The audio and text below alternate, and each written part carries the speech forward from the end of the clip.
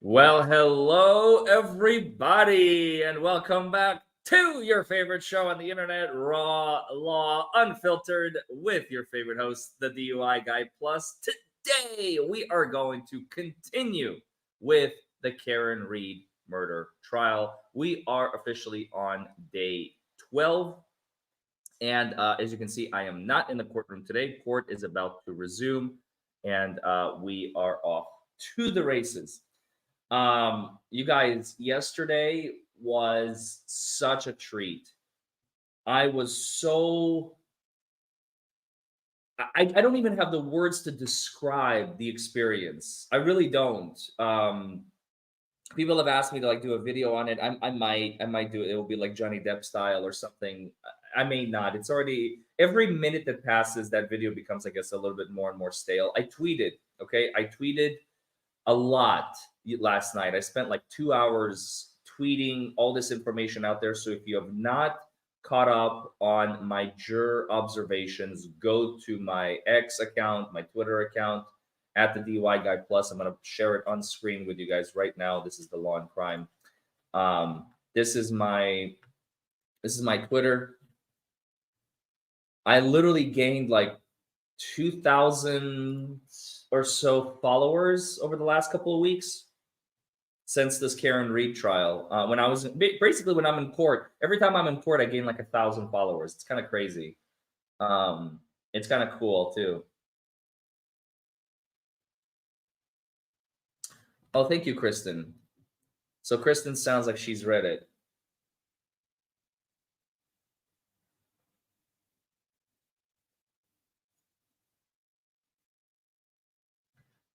Can you tell I'm tired? I slept like 9 hours and I'm still not fully refreshed. I mean, yesterday was just so exhausting. Oh my god.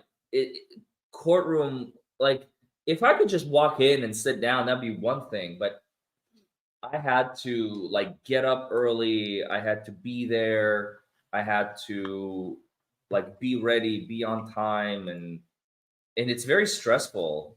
It's very stressful because I can't 100% be myself. I have to be on my best behavior because I'm representing Karen Reed and her family. You know what I mean? I'm dead serious. I know I'm laughing about it, but it's true. I literally had to be on like my best behavior. I couldn't just be like, "Oh, hello," screw this. I had to be on my bestest behavior, and yeah, it was good. I'm happy. This was one of the most unique experiences I have ever in my life. I mean, can you imagine? Can you imagine meeting Alan Jackson in the flesh, meeting David Yannetti, and not only that, them asking for advice as a colleague, as like one of your own. Like, oh, we love your channel, we love your show, we've heard a lot of good things, and David's like, yeah, yeah, I watched the video you made about me about my opening statement. I really needed that ego boost. Thank you so much. I'm just like,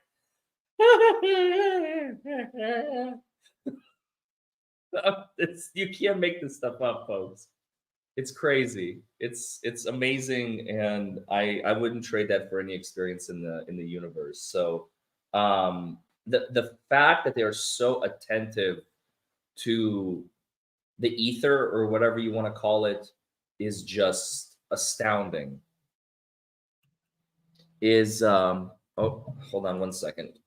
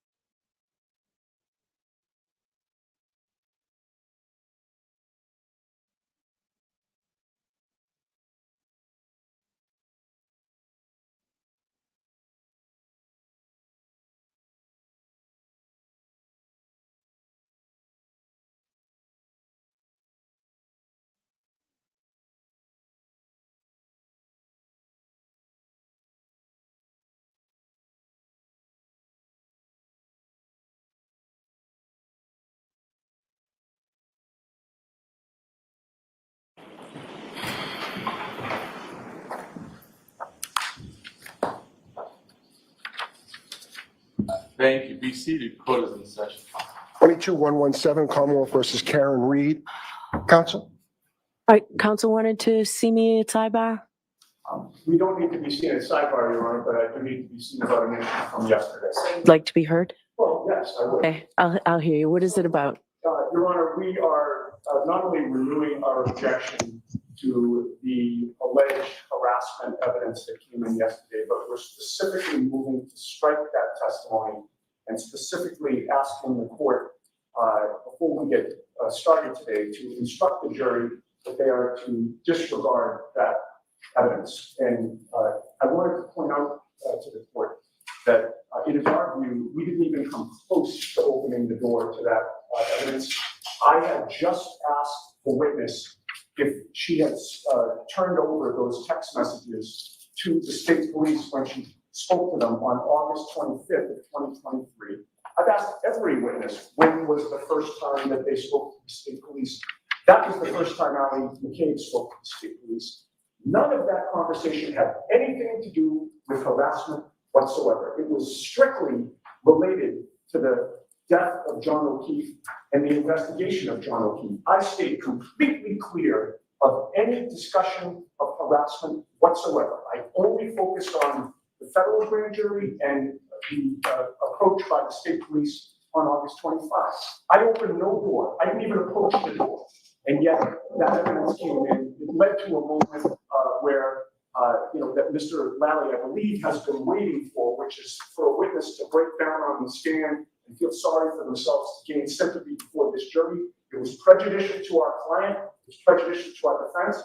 It is error, and we're asking the court to correct it. All right, what do you say, Commonwealth? Your Honor, counsel absolutely opened the door as far as the questioning was concerned. It was not just the characterization of the questioning is just simply inaccurate. As far as the questions that were posed to the witness, it was more geared towards why, implying that the witness only provided this after testifying at the other proceeding or being questioned about it in that environment, and that's the only reason that she had these messages, and why hadn't she turned these messages over earlier? And that is in direct response to the harassment that that witness and her entire family, as well as Mr. Albert, had sustained as a result of actions by several different parties, including counsel. So for those reasons, it was proper. There was nothing, I don't think it was more than 5 minutes of testimony concerning it, and it was because counsel opened the door to it. Okay, thank you. All right, so Ms. Giannetti, I remember clearly the lines of inquiry that you initiated. So I disagree with you in the strongest way possible. You've made your record. Your motion's denied. Thank you, Your Honor. Okay, so let's bring in the jurors, please.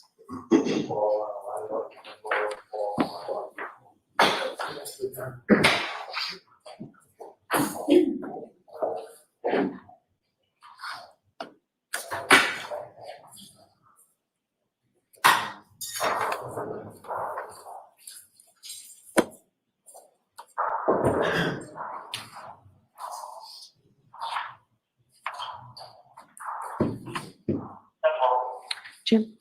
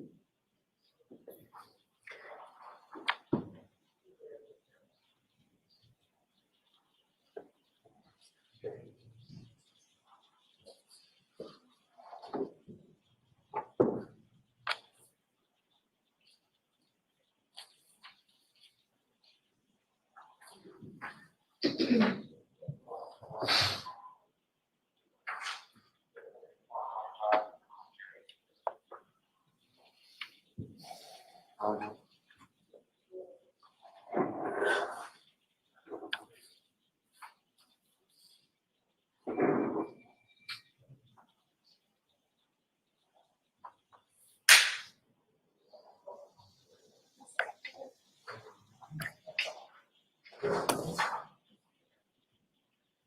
all around the jury.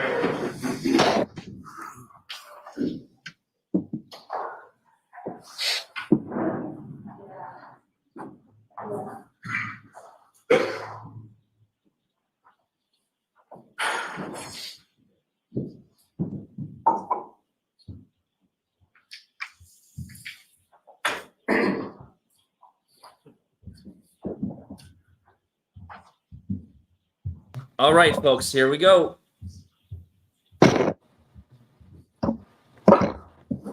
Hear ye, hear ye, hear ye. All parties having anything to do before the Honorable First Justice Beverly Pannoni, now sitting in the Dedham Superior Court, in for the County of Norfolk, draw near, give your attendance, you shall be heard.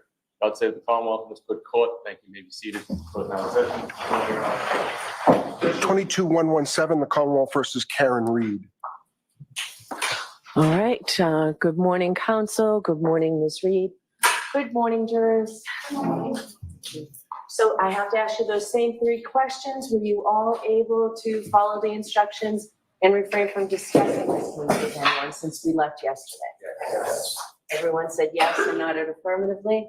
Were you also able to follow the instructions and refrain from doing any independent research or investigation into this case? Yes. Everyone said yes and nodded affirmatively. Did anyone happen to see, hear, or read anything about this case since we left the other day? Yes, no. Thank you very much. Everyone said no or shook their heads. All right, may we have Mr. Albert, please? Robert, I think the Dedham Police has some good leaf blowers on their payroll. Today is a half day. That is correct. Thank you to everybody, by the way, joining us on X, on YouTube, on Facebook, on LinkedIn, and on Twitch. And today, Colin Albert is getting a new butthole. All right, whenever you're ready, Mr. He's going to find out Jackson. the real definition of a fourth pole. Mr. Albert, who did you talk to in order to prepare for your testimony starting yesterday? Can you rephrase that question, please? Phrase the question. You didn't understand my question? No. Who did you speak to in order to prepare for your testimony yesterday? My lawyer. Other than your lawyer, who did you speak to prepare for your testimony yesterday? No one. Did you speak to your parents? No. Did you speak to your mom, your dad? Nope. At any time before yesterday about your testimony or your statements? Nope. Did you discuss with your parents their testimony? No. So after they got off the witness stand, your dad didn't come home and say, here's how my day went? No. Your mom didn't come home and say, here's how my day went? Nope. The Albert family just ignored the fact that both of them testified in a court of law before a jury about the events of January 29th, 2022. Nothing was ever said? No. Did you talk to Mr. Lally at any point before yesterday in preparation for your testimony? Before yesterday, you said? Correct. Yes. Tell me when. Want to say a month ago about. What did you talk about? I got prepped for this. Tell me what that means. What does it mean to prep for this? What I'm going to be getting asked. Okay. Remember my first question, very first question this morning? I said, have you spoken to anybody in order to prepare for your testimony? And you said no. Yeah. Okay, so that's not true. Spoke to Mr. Lau. Okay. Yes. It's not okay. It's yes or no. Yes. Okay. You said that was about a month ago, correct? Correct. Around a month ago. Tell me what, I'm sorry, I didn't mean to. Around a month ago. Tell me what you and Mr. Lally discussed. The questions I would be asked here. Can you be more detailed? I don't remember everything he said. Did he go over the questions that he believed he would ask? I believe so. Did you give him answers to those questions that you believed you would give in response to his questions? Yes. What questions did he tell you he was going to ask? I don't remember. What answers did you tell him you were going to give? I don't remember. That was just a month ago, right? Yes. And you don't remember. Obviously, you've been thinking about this case quite a bit, haven't you? Yeah. Over the last 2.5 years. No. How long have you been thinking about this case? Since people started writing about me on the internet. How about since you were at a Which would have been house February of where an 22. individual ended up dead on the lawn the next morning? Did that prompt you to start thinking about this case? No. Not so much, huh? Nope. Wow. Did you speak with, when Mr. Lally spoke He's with you, scanning who the else jury. was there? The witness advocate, I believe, and Steve Nelson? yes. Who else? And is it Sergeant Tully, I believe? Tully, T-U-L-L-Y? I believe so, yes. Okay. Anybody else? Not that I remember. Sergeant Tully taking notes while you were having this conversation with Mr. Lally? I do not remember. Mr. Lally taking notes? I do not remember. Do you remember being told by either Sergeant Tully or Mr. Lally that your conversation was being recorded? I do not remember. Oh my God, this kid. I can already see the jurors' faces. That's how they reacted to Allie. They were just like, How like long was this. that meeting? Say 15 minutes, 20 minutes. Were you given any instructions by either Sergeant Tully or Mr. Glorious. Lally about Hey, Flux. your preparation for your testimony? Can you rephrase that, please? Sure. Did they give you any instructions about your the preparation for your testimony? How they wanted you to answer questions? The tone and tenor of your testimony? No. How they wanted you to dress, for instance? No.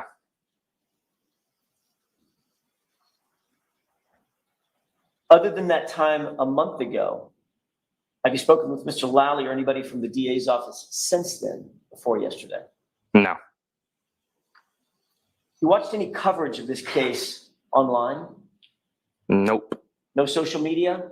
No, I don't have social media. No news, coverage? Nope. Nightly news, Channel 25, Channel 5? No. National news? Nope. Blogs? Nope. So literally, according to you, you know zero about the media coverage concerning this case, Commonwealth versus Karen Reed. Correct. Wow. Wow. Did you talk Oh. to Allie before her testimony? No. When was the last time you did talk to Allie before she testified yesterday? I don't remember. Give me an idea. She's one of your best friends. A week ago, a day ago, a month ago. I do not remember. Oh my Could have been a year God. ago. I do not remember. Could have been 5 years ago. No. It was more recently than 5 years ago that you spoke with Allie. I don't remember. Oh, he's got him on the ropes. Oh my God. This So kid you had have no absolutely- independent recollection as you sit here. The last time you talked to one of your best friends and your cousin about any subject. No, I don't remember. Were you ever told in preparation for your testimony, if you start to get stumped or nervous, just say, I don't remember? Nope. Nobody ever told you that? Mm-mm. No. No? No. Sorry. It's okay. So nobody ever informed you that you might get nervous on the witness stand, there might be tough questions. The easiest way to get out of that is just say, yeah, I don't recall. No. So you just don't recall because your memory is that bad. You literally don't recall the last time you spoke with Cal. Objection. Ask that differently, Mr. Sure. Jackson. Sure. Oh, this is- Your testimony is you were not instructed to say, I don't remember. You just literally don't remember. Correct. It's an issue with your memory, not an instruction that you received. Correct. Right. But you do remember 2.5 years ago, you left 34 Fairview at 12:10 a.m., correct? Down to the minute. Yeah. Correct. Yeah. Get him, Jackson. Did Mr. Lally, during this meeting that y'all had, did Mr. Lally show you anything? Items of evidence, photographs, videos, anything like that?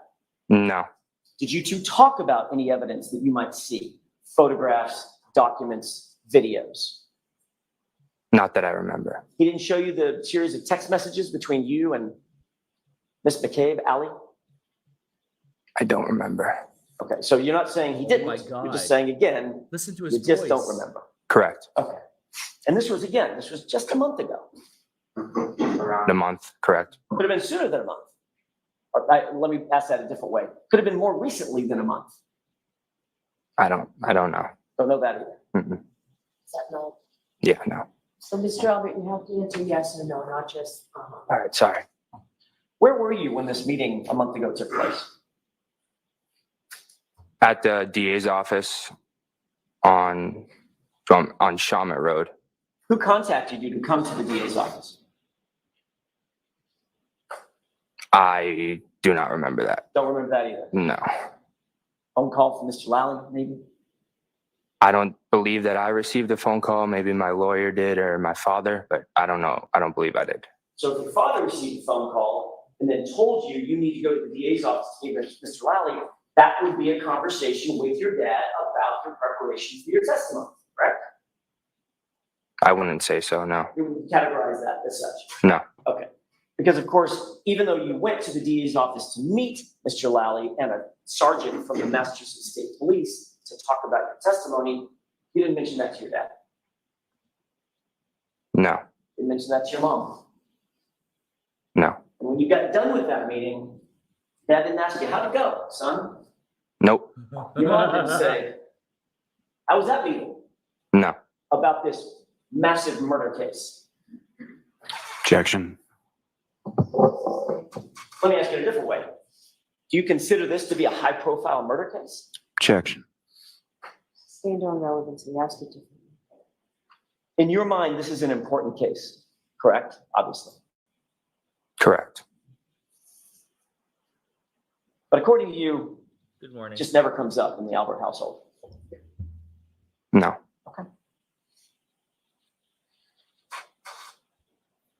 You were asked to look at a couple of text messages yesterday. It's a little bit like this. You seen that before? Yes. When did you see that before?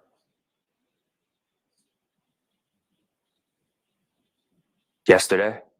Before yesterday? Had you ever seen that before? On my phone, yeah. Okay, other than on your phone when you made the screenshot, did you ever seen that before? Mr. Ladley ever show it to you? Not that I remember, no. So you two didn't discuss that in your meeting a month or less ago? We could have. I don't remember. But again, you don't remember. Mm-mm. Is that no? No. Did Mr. Lally tell you why he wanted to question you about those text messages? I don't remember. Did Mr. Lally tell you anything about what you might be asked on cross-examination? No. He asked you about any videos that you've ever posted? No. He asked you about any comments you've ever made online? Nope. Any photos you've ever been in? No. Any fights you've ever been in? Nope. Oh. Who's Courtney Proctor?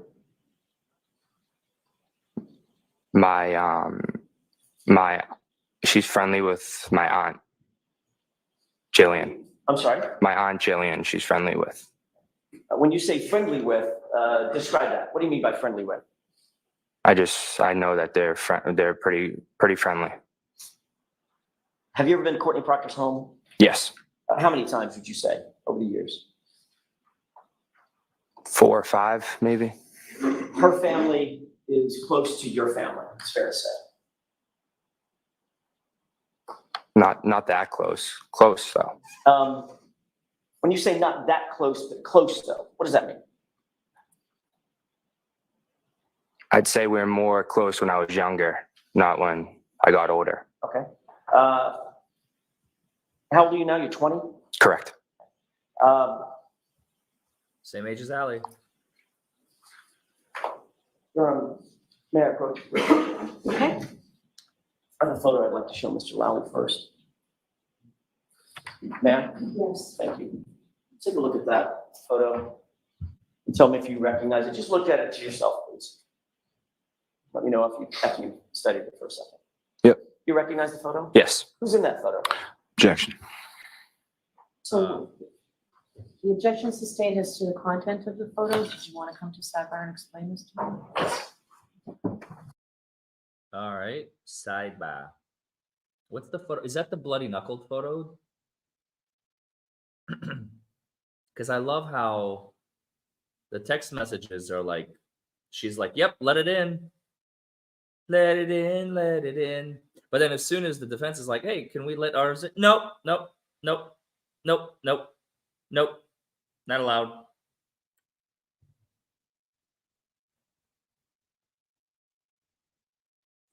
It's crazy. It's absolutely nuts.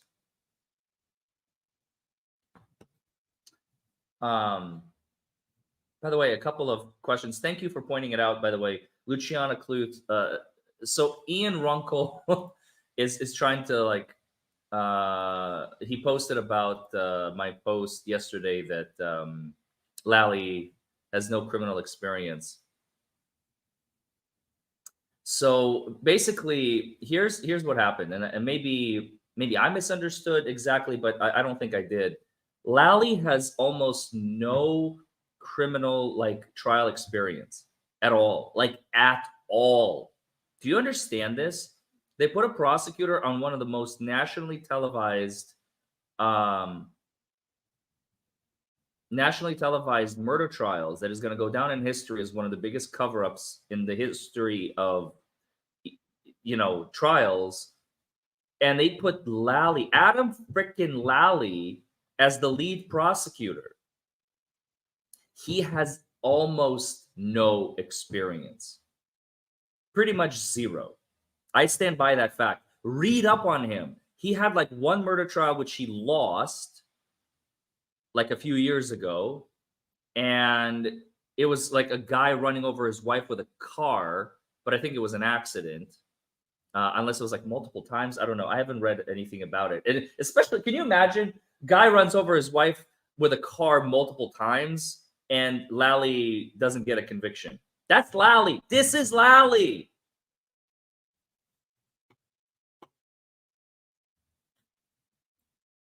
Like, how is that even possible?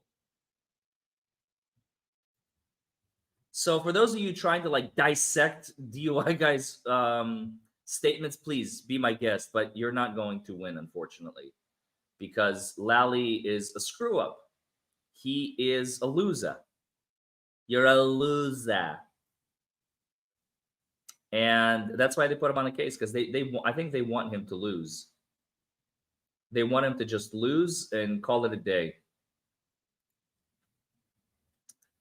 so that they can move on.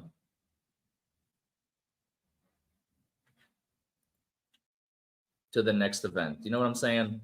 His head is going to roll. His head is going to roll. I promise you that.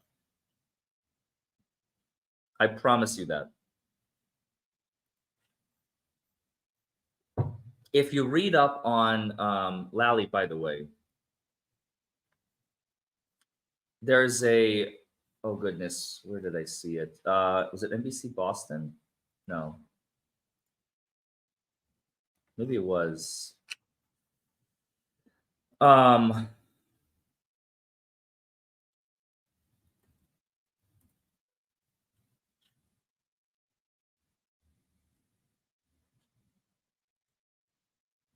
It was Boston. Okay, here we go.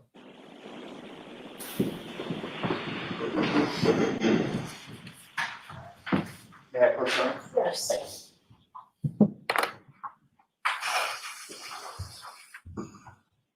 Thank you. Mr. Albert, approximately when was that photograph taken? Objection. So we can get that, but we'll answer that question. 10 years or less ago, I'd say. I don't. You were the ring bearer in Courtney Proctor's wedding. were you not? Objection. I'll allow that. Yes. Correct. So when you say we're friendly, but not that, or we're close rather, but not that close, you were actually close enough to be a member of her wedding party when she was married to her now husband, correct? When I was younger, correct. Well, of course it was when you were younger, it was Mhm. 10 years ago. Mhm.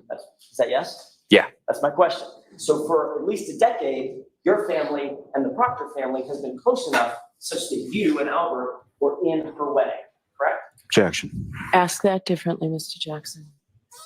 For the last, well, at least at that time, 10 years ago, your family was close enough to the Proctor family such that you were a ring bearer in Courtney Proctor's wedding, right? Correct. And who's Courtney Proctor's brother? Michael Proctor. And is Michael Proctor in the photograph that you're looking at? Yes. Person on the far left, Correct. looks like he's in a tuxedo.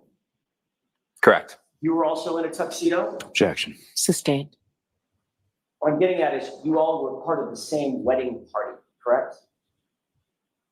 Correct. And that's a photograph of Courtney Proctor's wedding and the entire wedding party, correct? Objection. Sustained. Is that a photograph of a wedding party? Objection. Sustained. Your Honor, may we approach? Yes.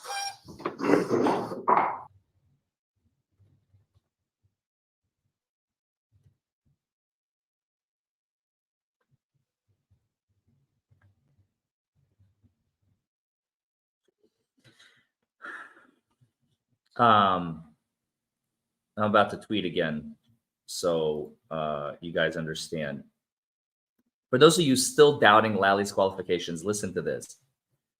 Prosecutors in Massachusetts say that a man by the name of Yang Long Chow in 2017 ran over his ex-wife 4 times in the driveway of their Quincy home. He killed her. 4 times he ran over her after they fought allegedly over his gambling the year before.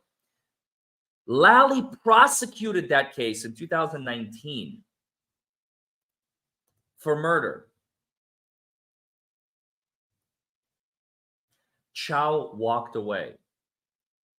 Tell me this is not a setup. Tell me they did not put like the worst prosecutor they have on their payroll. Now, try again. Tell me that again.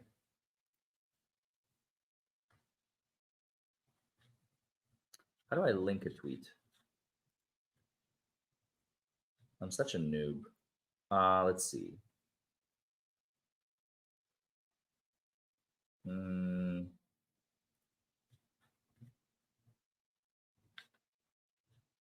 Here we go.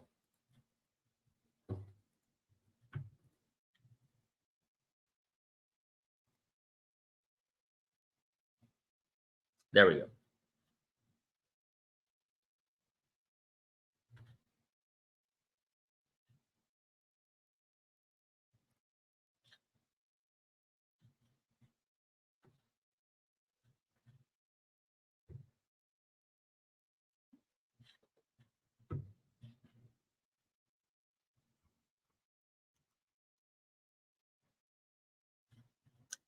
I'm still not sure if he actually. I said he prosecuted. He worked on the prosecution. May have misspoke again.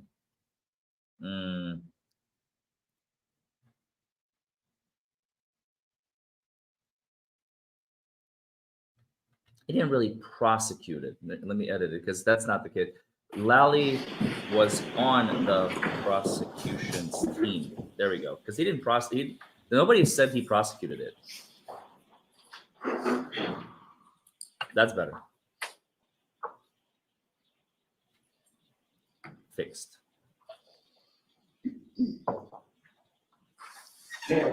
Yes. Thank you. Mr. Albert, I want you to look at that one more time. He's just incompetent. That's all. Let's keep moving.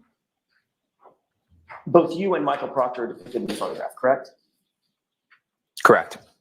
How long have you known Michael Proctor? Since I was a little kid. And you've known him well enough to know, I don't want you to tell me or tell the jurors, but you know where he lives. Thanks for that, Wrangler. Yeah. Okay. You I'll try. consider the Proctor family close to your family? Yeah. During the course of, for instance, just as an example, during the course of this event, joyous event at a wedding, you actually sat at the head table along with the Proctor family because you were given the honor of being the ring bearer in Courtney's wedding, correct? Correct. And you know, of course, that is being in a wedding party is reserved for most special family members and friends, correct? Objection. Sustained. In your mind, was that a special honor? Objection. Is that what you thought when you were little? When you were in that? I'd say so, yeah. Okay. And you were never interviewed by Canton Police Department in connection with this case, correct? No. How many Maybe times were you Ragnarok. interviewed by the Massachusetts State Police in connection with this case? Wouldn't doubt it. Once. And that was in July of 2023, correct? I don't remember exactly when it was. About a year and a half after the events in question. Is that right? Around there. Okay. Would it refresh your recollection if you saw a copy of a report of that interview? Just to get the date? Sure, yeah. May I approach you? Yes. I may have just a moment, Your Honor. Yes.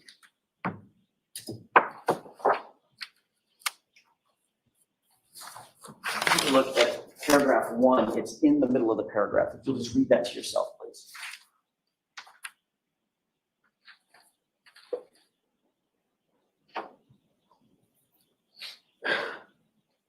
Got that? Yeah. You saw the July 18 date, Yes. 2023? Yes. Does that refresh your recollection that that was the first time you were interviewed by the Massachusetts State Police? Correct. May I approach, Your Honor? Yes. Thank you.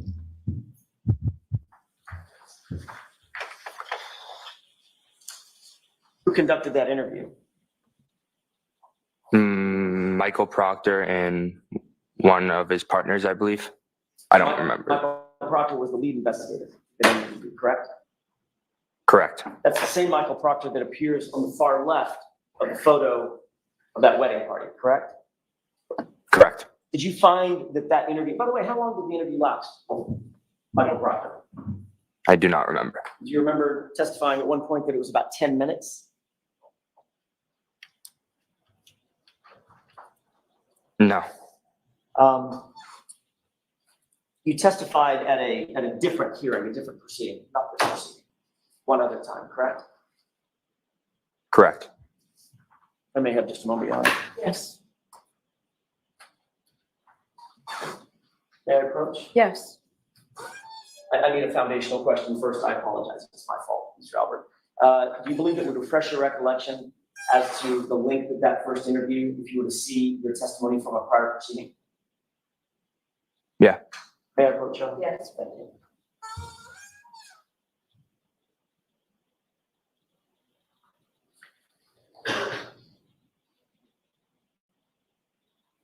Take a look at this, and I'm going to direct your attention to line 18 and 19 of that transcript. Let me know when you've reviewed it.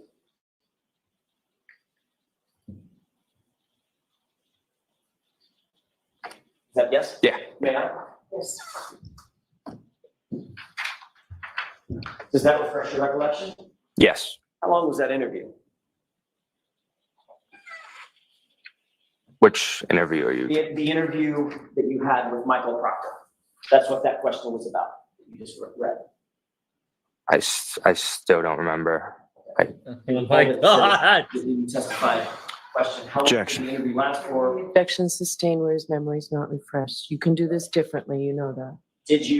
Did this refresh your recollection as to the question and answer, how you answered the question, how long that interview lasted? Yes. Okay. Did you say 10 minutes? Yes. So during the course of that 10-minute conversation that you had with Michael Proctor, what was the tone of that interview? You understand what I mean by tone?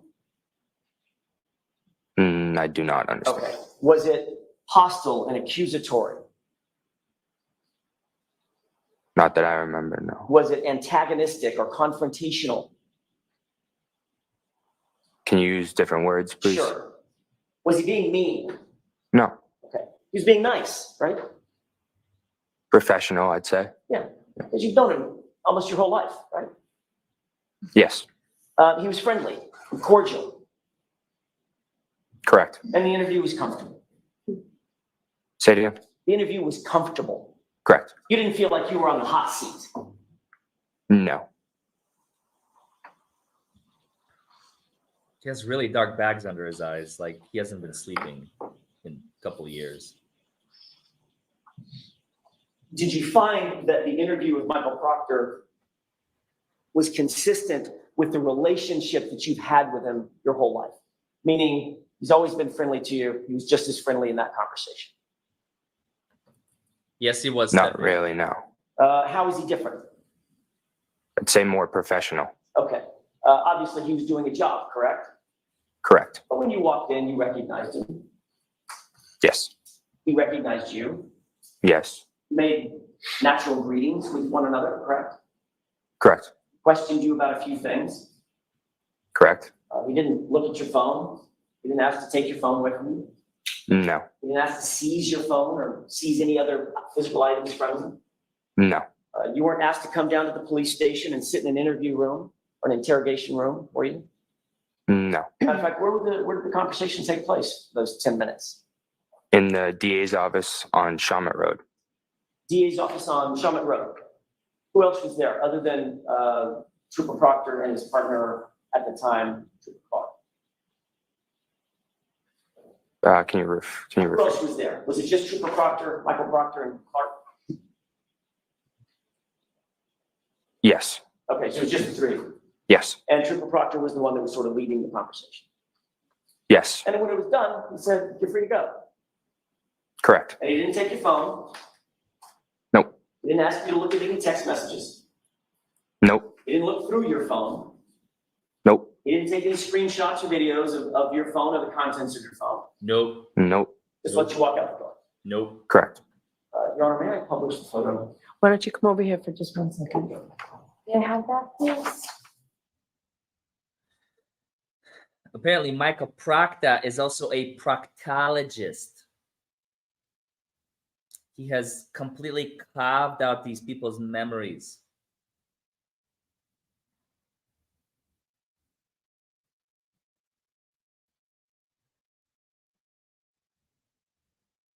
Oh my goodness. This kid looks so guilty. He looks so guilty. It's crazy. I hope the feds are watching this testimony.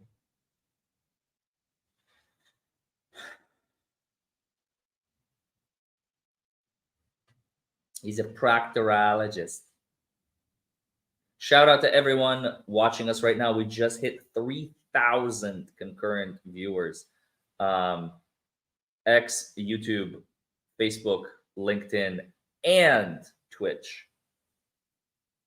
They're actually streaming on 2 Facebooks as well, the personal and the business. But anyway, yeah, this kid is crumbling, like completely. Like I said, now that I know what the jury looks like, I can see their faces because they're pretty consistent. If there's one thing I've learned yesterday, watching the testimony of these witnesses and how the jury reacts to them, it's a very consistent theme. When Lally is asking questions, at least for now, and when Lally is asking questions of his witnesses, they're kind of bored. They're just like, all right, move along, move on with it. They have no respect for Lally whatsoever, it appears like. And then the minute that they switch over to Alan or David, because I haven't seen Liza Little cross-examine anyone yet live. I've seen it on video, of course, but not live. It's a whole different vibe. They wake up, they're more perky, they're more attentive, they're more listening. Like you can see that they're like this because the defense brings interesting things to the table, and their facial expressions and their body language, especially when they have the ping pong eyes. You know what I'm talking about? The ping pong eyes when they go question, like question, answer, because the witness is right here. I'm sorry, the witness is right here and the lawyer's right here. They're like, on Lally, they're just kind of like this. When Adam is up there, I mean, yeah, when Adam is up there, Adam Lally, they're kind of like this. But when Alan is up there, they're like,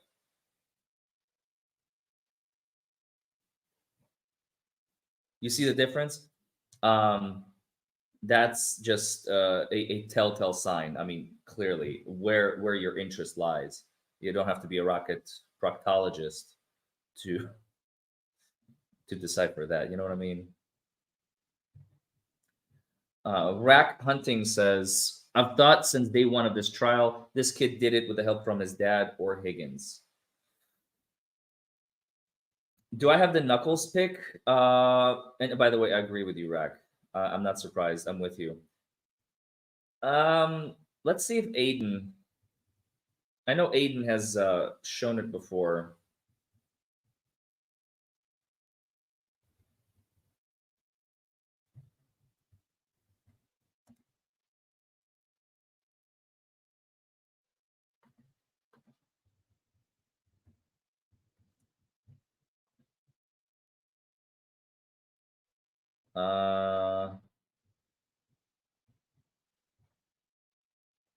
Let me message him real quick.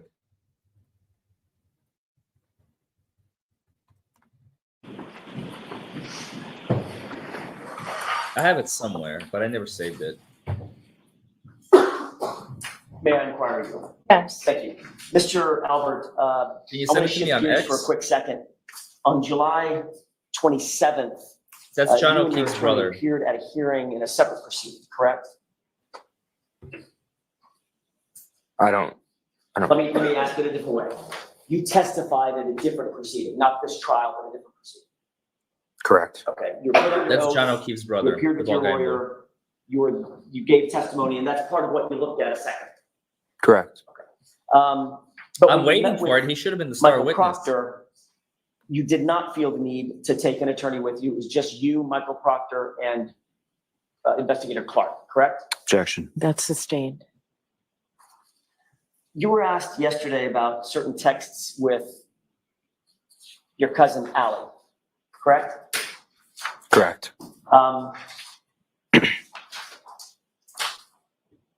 Allie is obviously family, Yes. but she's more than family. She's also a good friend of yours. Correct. As a matter of fact, she's one of your best friends. Correct.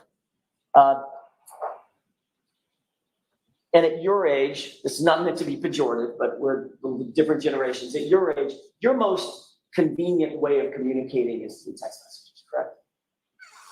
Correct. I mean, if you're gonna grab a buddy, say, let's meet at the such and such ball field or whatever, you're gonna text them, probably not call Either or. them. Okay, but texting is pretty common between you and your friends. Yes. Texting is certainly common between you and Alan. We've already seen evidence of that, right? Yes. And that's generally how you like to communicate with Alan. I'd say so, yeah. In fact, when you reached out to her for a ride, there were like 8 text messages back and forth just for a pickup, correct? Correct. Yeah, just move your arm. Sure.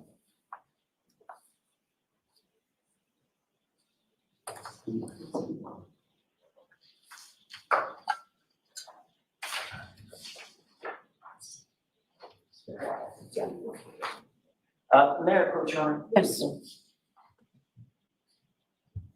Copy of 81.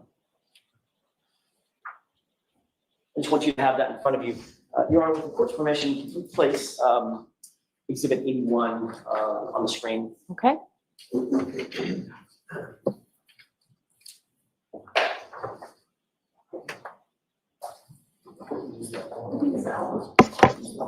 Your Honor, may I approach? I need to use the Elmar instead of.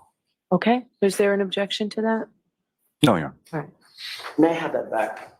I thought you meant approach over here.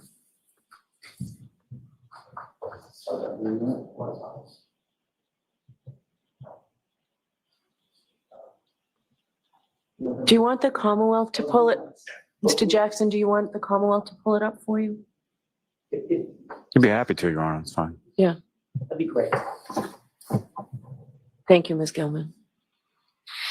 There we go. Please talk about the comma.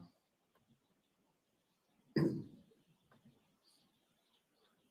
I approach the witness? Yes.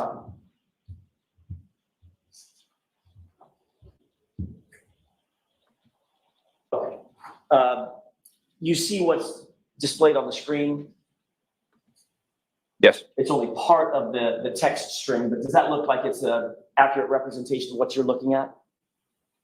Yes. And this is a series of texts on or about January 28th and 29th of 2022, is that right? Yes. And Mr. Albert, you needed something as simple as a ride. You were just asking Allie to give you a ride, is that right? Yes. And that's because you said that it's common for you guys to text back and forth. You just texted her, hey, you can get me now, is that right? Yes. And then you texted if it's easier, and then she said, okay, I'm dropping people off, and there was an exchange back and forth, is that right? Yeah. And there were at least 8 texts between the two of you, if you just count them up real quick, just about getting picked up. Yeah. But if you scroll down a little bit, after the end of that text string, that ends at 12:10 a.m. and it says, okay. You see the next date? Yes. What date is that? February 20th. That's nearly a month later, correct? Correct. So there was a gap after January 29th, 2022, when you found out that a man had ended up dead on your uncle's lawn. And you and Allie did not text each other for a month, not once. Objection. Sustained is to that form. Ask it differently. Isn't it true that on January 29th, later in the day, you found out about John O'Keefe and his condition, the fact that he died? Objection. Is that true? Did you find out that day? Yes. Okay. So you were well aware of, we can take that down. You were well aware, Mr. Albert, that something very tragic had happened at your uncle's house, Brian Albert's house, right? Correct. And you were aware that you had been at your uncle's house that night, right? Correct. You're also aware that, according to you, Allie McCabe was the one that picked you up and took you from that location. Correct. And notwithstanding the fact of this tragedy, you and Allie didn't text each other one time for a month. Is that right? I don't think that's correct. So where are those texts? We text on other platforms too. So I'd say other apps. So is there a reason why you decided for the next month to just switch platforms to maybe Snapchat? Objection. I'll allow it. No reason. Are you sure that you switched platforms? I'd say so, yeah. Why did you switch platforms? To hide the murder I did. We go back and forth, I'd say, between platforms texting. You switched platforms because you know that Snapchat deletes all communications, correct? Objection. I'll Ask allow it that. differently, Mr. Jackson. Do you know that Snapchat has an auto delete function on it? If your app is set to that, yes.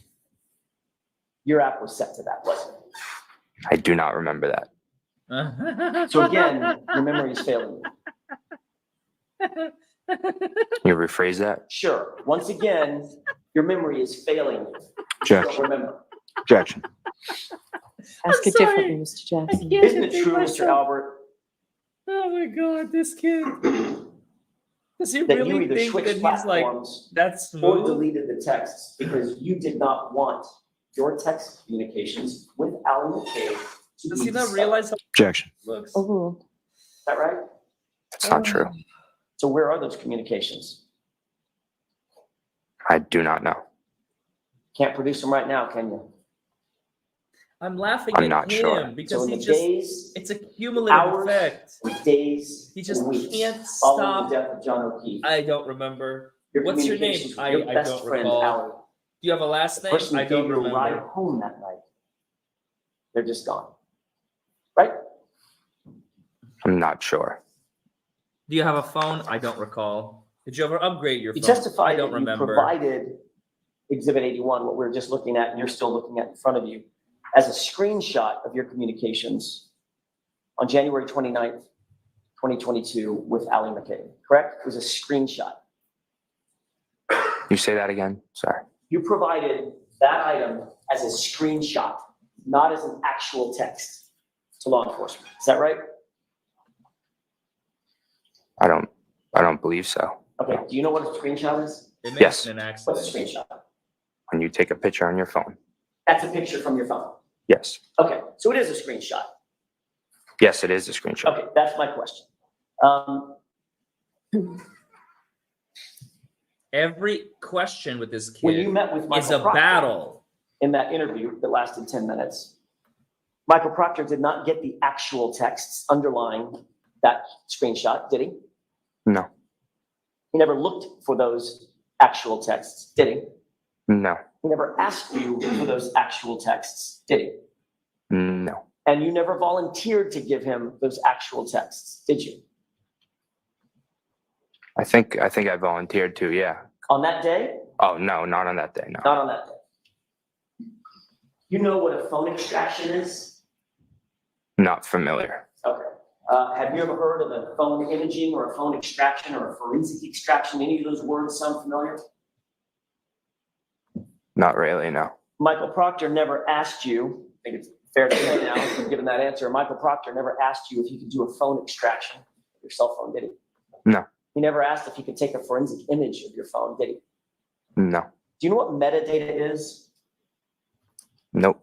You know the dates and times, you take a photo on your phone, sometimes, well, not sometimes, all the time, it'll capture the date and time of the photo, you know that? Objection. I'll hear this answer and it may end your inquiry. Do you know that? Does he know or not? Pretty sure I do, yeah. Have you ever heard of that data, the dates and times and geolocations? Have you ever heard of that referred to as metadata? No. Okay, so I'll just use the word date and time. Okay.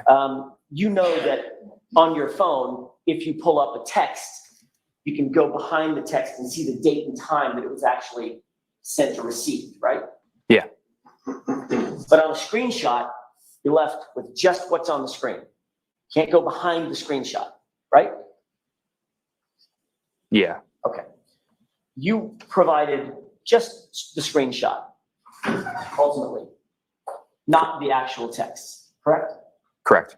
But in September of 2023, Michael Proctor's partner, a man by the name of Yuri Buknik, you know that name? Yeah. He contacted you and said he wanted to talk about your text messages, correct?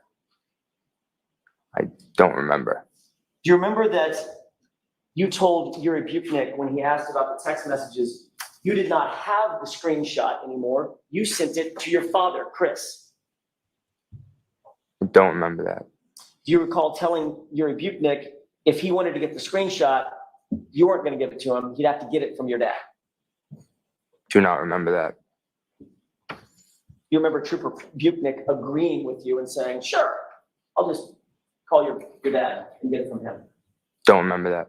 You don't remember you certainly don't remember ever giving Trooper Buknik a copy of that screenshot. Super Bukaki, you mean? No, I don't remember. Because you didn't, did you? I do not remember. But you did give it to your dad, right? I do not remember. Do you remember anything about this case? Objection, Your Honor. Yes. Well, To this did I just day, flip? you've never What been happened? required to present your phone to any law enforcement agent. Nope. I clapped so hard I flipped myself upside down. It was never imaged. It was never downloaded. Nope. You still have the same phone? Yes. You didn't upgrade. If you had the actual texts on your phone, why did you provide law enforcement with just a screenshot? Objection. I'll allow that. I'm not sure. Ooh.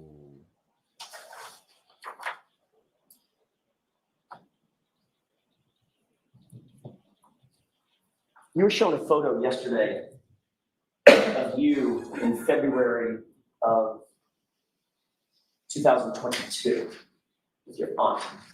Remember that photo? Mr. Lally showed you that photo, Correct. and he said he wanted you to pay special attention to your face and hands and extremities.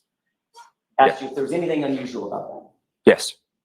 You said no. In that photo, absolutely nothing unusual in February of 2022 about you, your face, your hands, fists, nothing, right? Correct.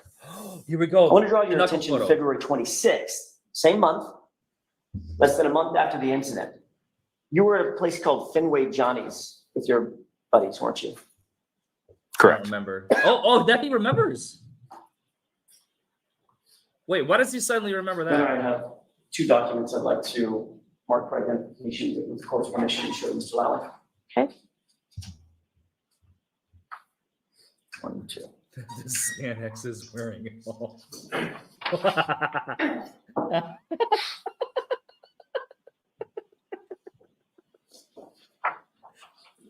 My girlfriend suggested that they might be on some like beta blockers to reduce their anxiety. I didn't even think about that. Can you do that? Can you take like a beta blocker and Thank you. reduce your anxiety during testimony? I've never even thought of that. Is that a real thing? Does anybody know? Okay. Present these two documents. Yes. May we approach? God, he's got that I deer may in the as well see headlights them look a on little his bit face. sooner than the rest. Colin is so scared. He's so jumpy. It's almost like at any moment.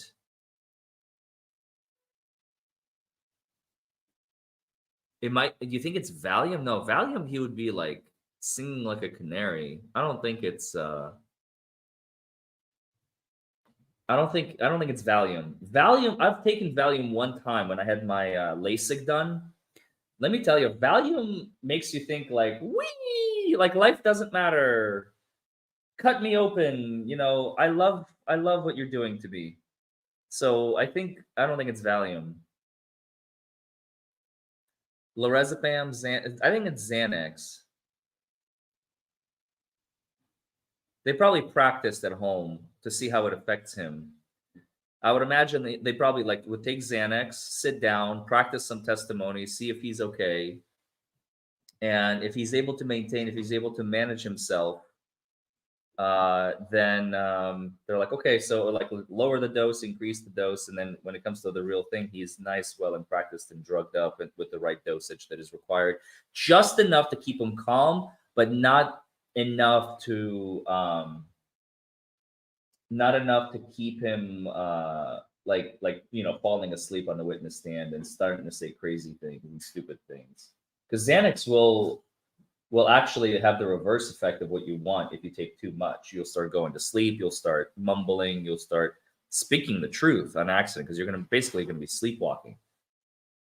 I don't think it's Adderall. Adderall would make him far more, well, I shouldn't say that. Maybe.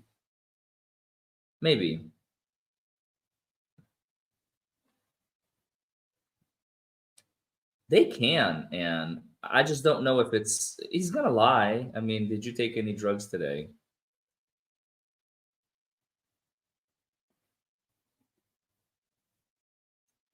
No, Robert. You do not want a Larry on anything other than oxygen. Trust me.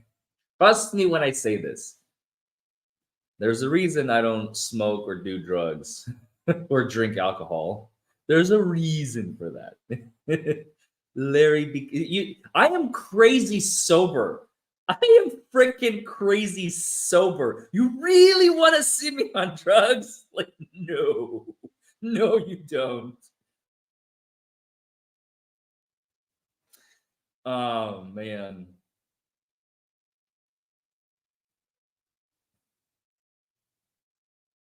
Do we have a bingo card for today? Did you take any drugs today? I don't remember. That would be funny. That would be really funny. Oh, okay. Aiden just sent me the knuckle photo. You guys want to see? Here. This is the knuckle photo.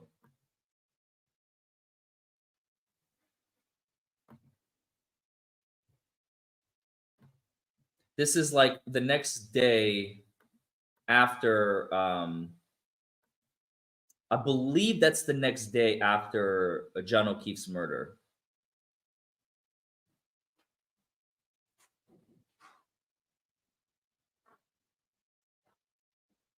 They're still doing sidebar.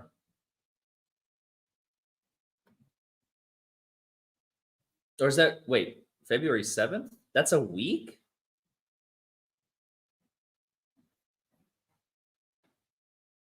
Oh, no, wait, hold on. I mean, his knuckles are probably healing.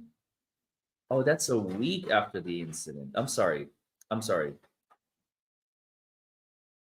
The hands are healing, clearly.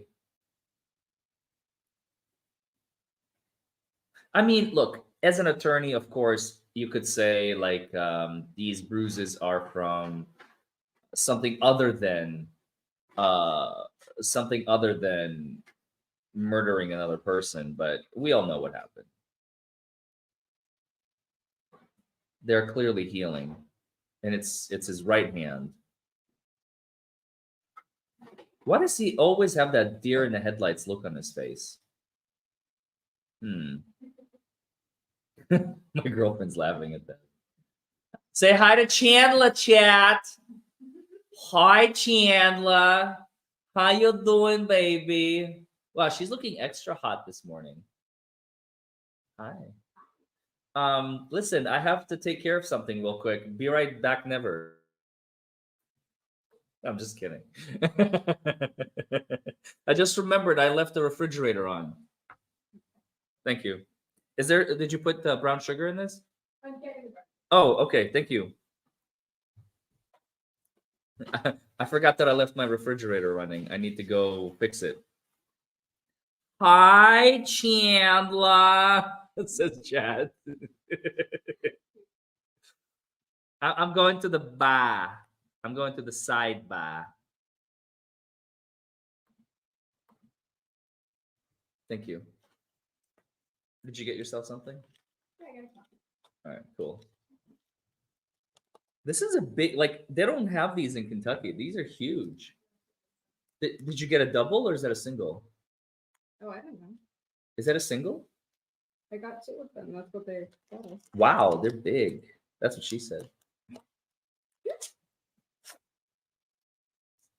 Menage a trois, anyone? Wait, do you not want any sugar? I just poured all of it in mine. That's yours too. Oh, shoot. Are you not eating? Hey.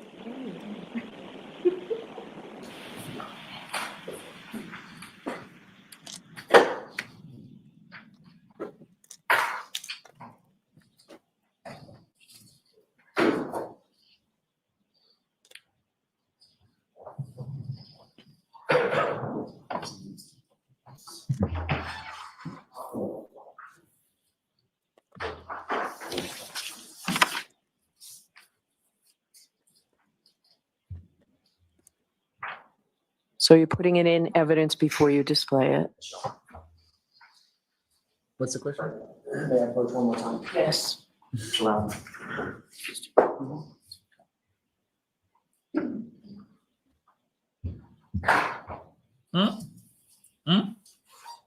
Sir, do you recognize those two documents? Yes. Taking a look at the one that's got multiple documents on it, I don't want you to tell me what's on it. Just tell me if you recognize the picture that's in the middle to the right. Yes. Okay. And then looking at the second document, which I believe is marked EE for identification at this point, does that appear to be a true and accurate enlargement of the first thumbnail? Yes. And those were taken on that photo was taken on February 26th, 2022. Yes. At the place called, I think it's called Finway Jones, right? Correct. May I publish the Put it into evidence first. move for the admission of just EE? So you need to get it to the court reporter. I'm sorry, just FF? May I approach? Yes. EE or FF? Let me have a FF. Okay, give it to Madam Court Reporter to put the exhibit number on it. The exhibit 85, Your Honor. Thank you. Excuse me, that.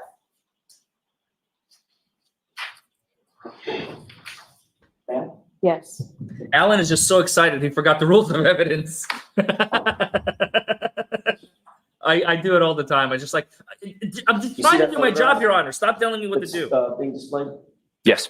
Are you in that I photograph? got this guy on the rope. Stop throwing Yes. off my vibe. I've been Which there person are before. you? In the middle. Oh, knuckle photo. And about what time of day was it? That's you in the middle? Correct. Okay. About what time of day was this taken? Not sure. Was it at an event of some sort, or just you were at a bar? Just at a bar. Okay. I want you to take a look at your right hand. Can you see from there clearly your right hand? Yes. What do you notice about your right hand? It's cut up.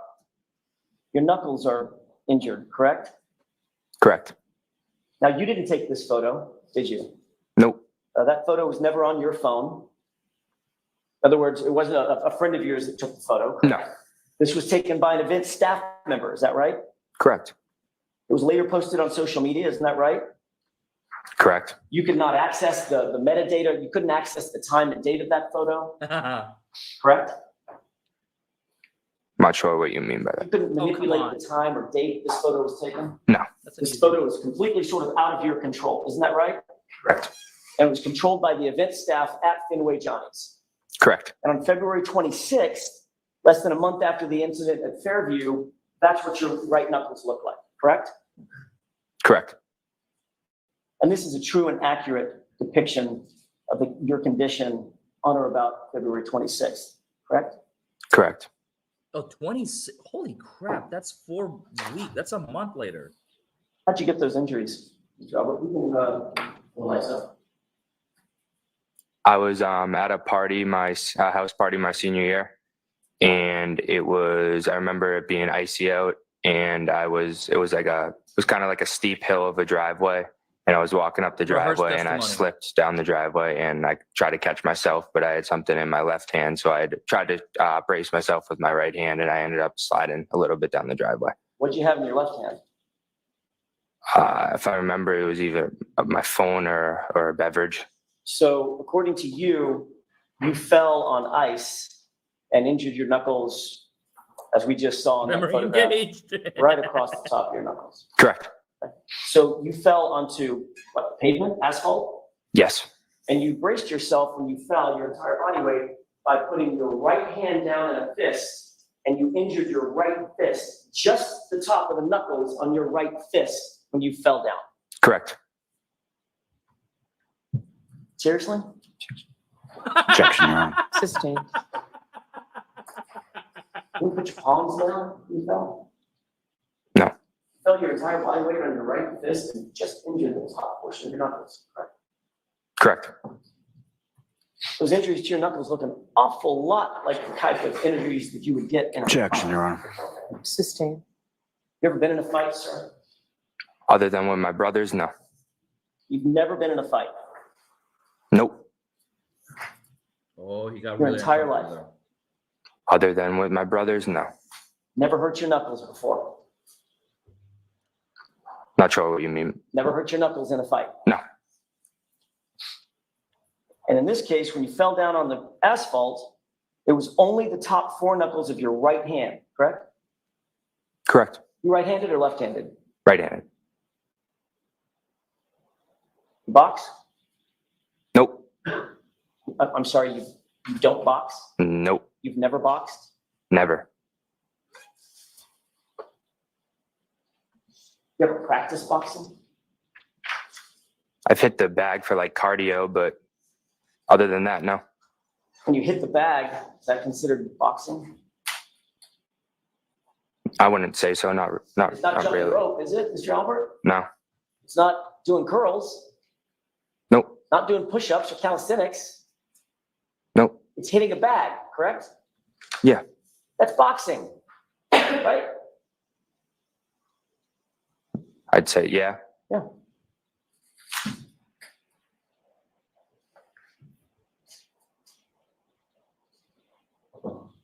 when that photograph was taken at Fenway Johnny's, those knuckles look like they had been re-injured from a prior injury. No? No, Just falling on the asphalt.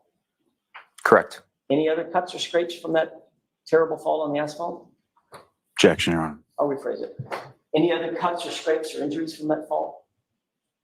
I don't remember. Oh. Just your right knuckles. Yeah.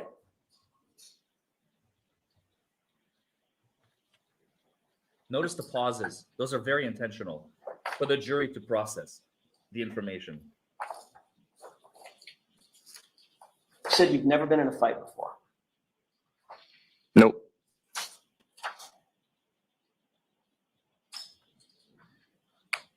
Did you post a video? You threatened that you're going to. Objection, Your Honor. The objection sustained. I'll see you at sidebar on this. I'm familiar with this.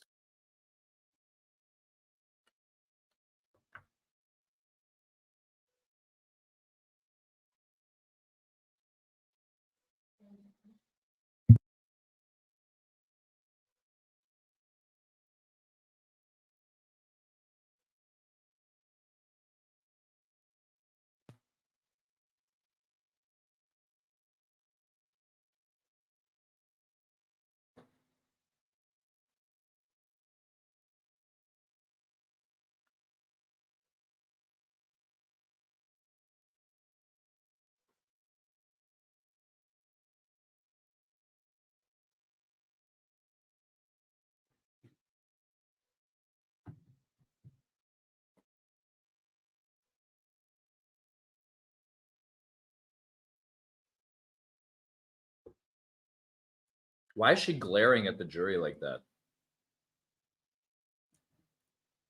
Maybe she's just staring up into space. I don't know. For a second there, it looked like she was glaring at one of the jurors. There was one jury yesterday, by the way. I forgot to tweet this. There was one jury yesterday when the judge was like, in the morning, she was asking like the 3 questions. He was just like with his head down, and he's like, I have no respect for you, woman. It's so funny to watch. I was like, because all of them, like 16 of them, were just like engaged and listening. And this guy's just like, yes. Yes. He's like, he just does not care. He doesn't want to be there listening to this woman. I think he's enjoying the testimony. He's really liking to be. He just doesn't respect Bev.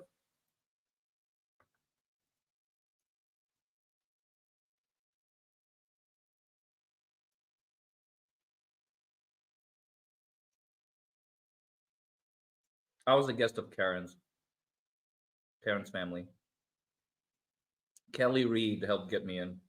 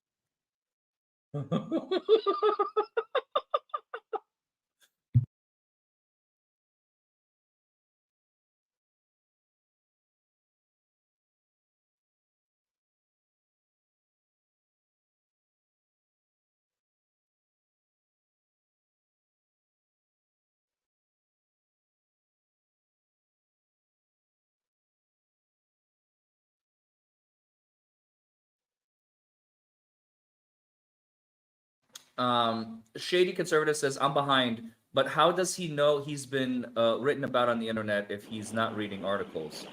So I'm going Oh, to true. send you out for a recess. We have some work we have to do here. Wasn't early enough for me to get you coffee and bagels. I apologize for that, but we'll Nobody be a little bit. cards So kids in we'll send Massachusetts you for out. underage drinking, apparently. All rise to the court, please. And Masters of Criminology says BS should have said well, he was in a fight with their kids. Yeah, like you know, sometimes you fight, whatever, it's fine. There's nothing wrong with it. But to say you've never been in a fight before, Chandler is saying that there's this video that Aiden posted, something about Bang Bang. I don't think I've seen it.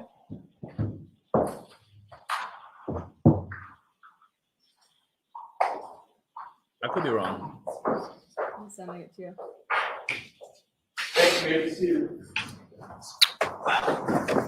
So, Wait, I think I found it. Mr. Albert, you stay right where you are. We're going to see a couple of short videos, and then Mr. Jackson will ask. Yo, your advantage boys. I will beat all your asses. I promise you, I will fuck you all up. Pull up, bitch. I think that's it.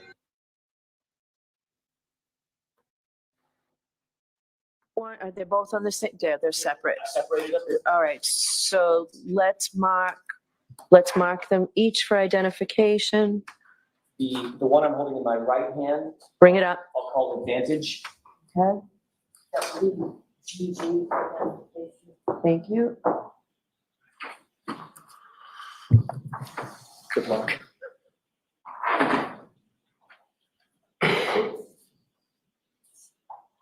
The one in my left hand, We're with about the to court's see. permission, this is, I'll call this Bang Bang.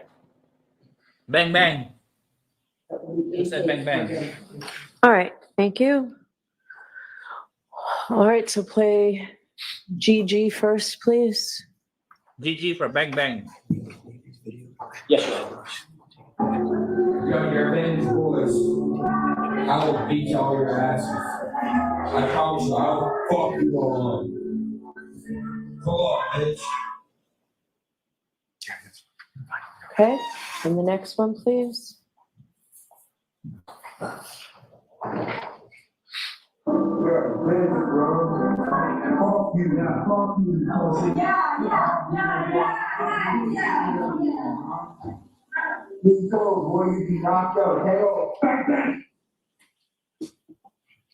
Okay.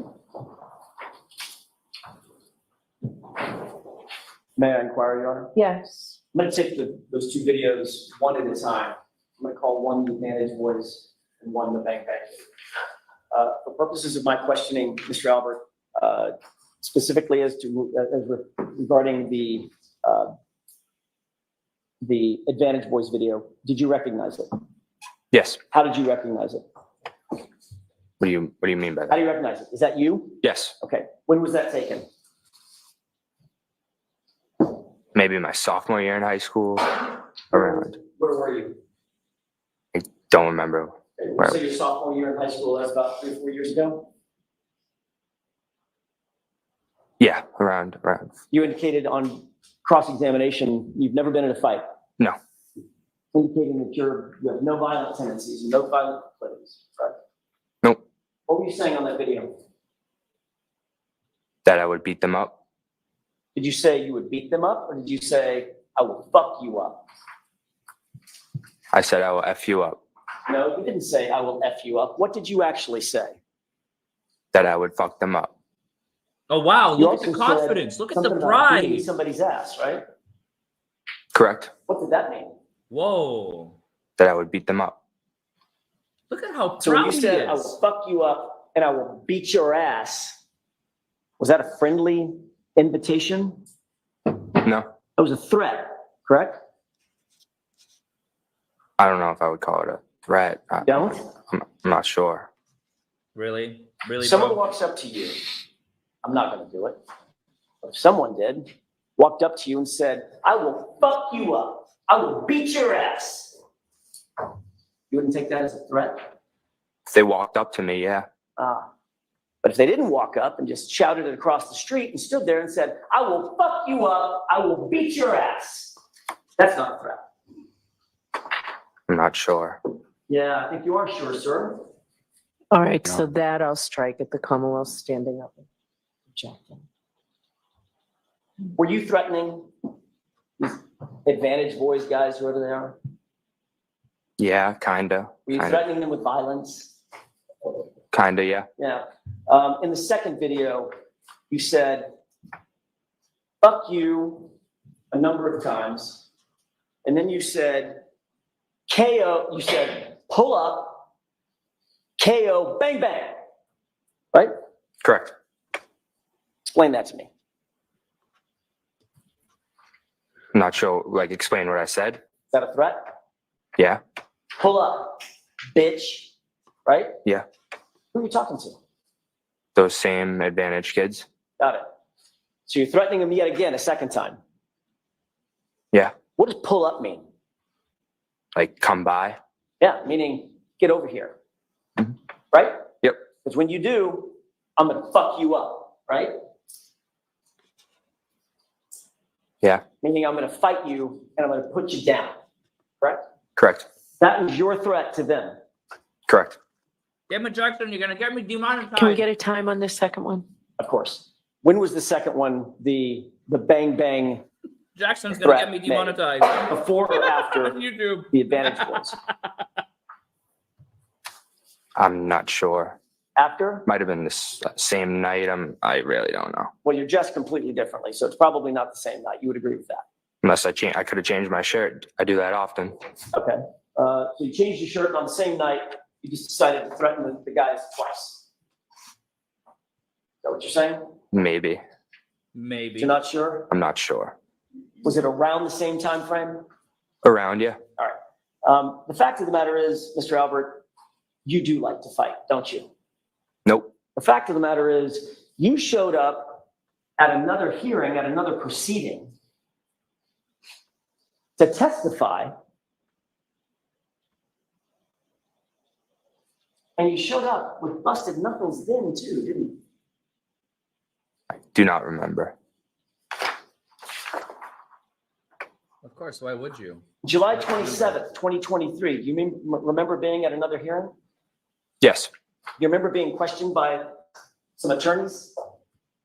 Yes. Do you remember the question about the condition of your fist? Literally at the hearing? Yeah.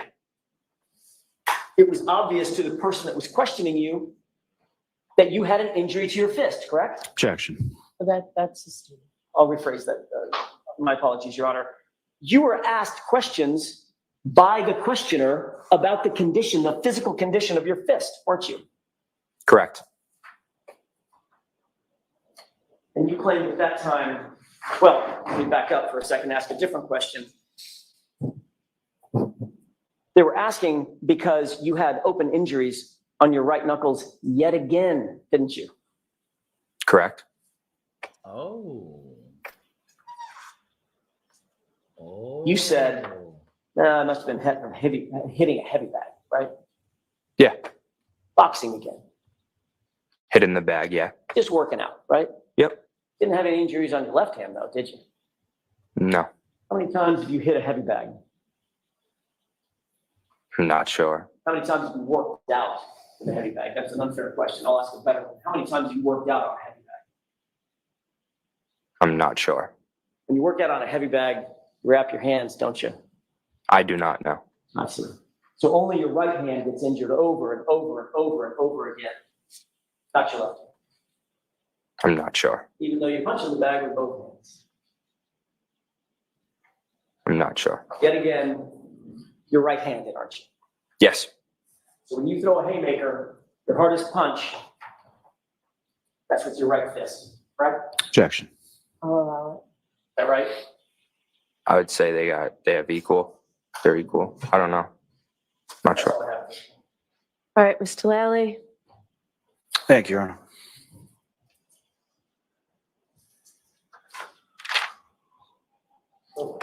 Mr. Albert,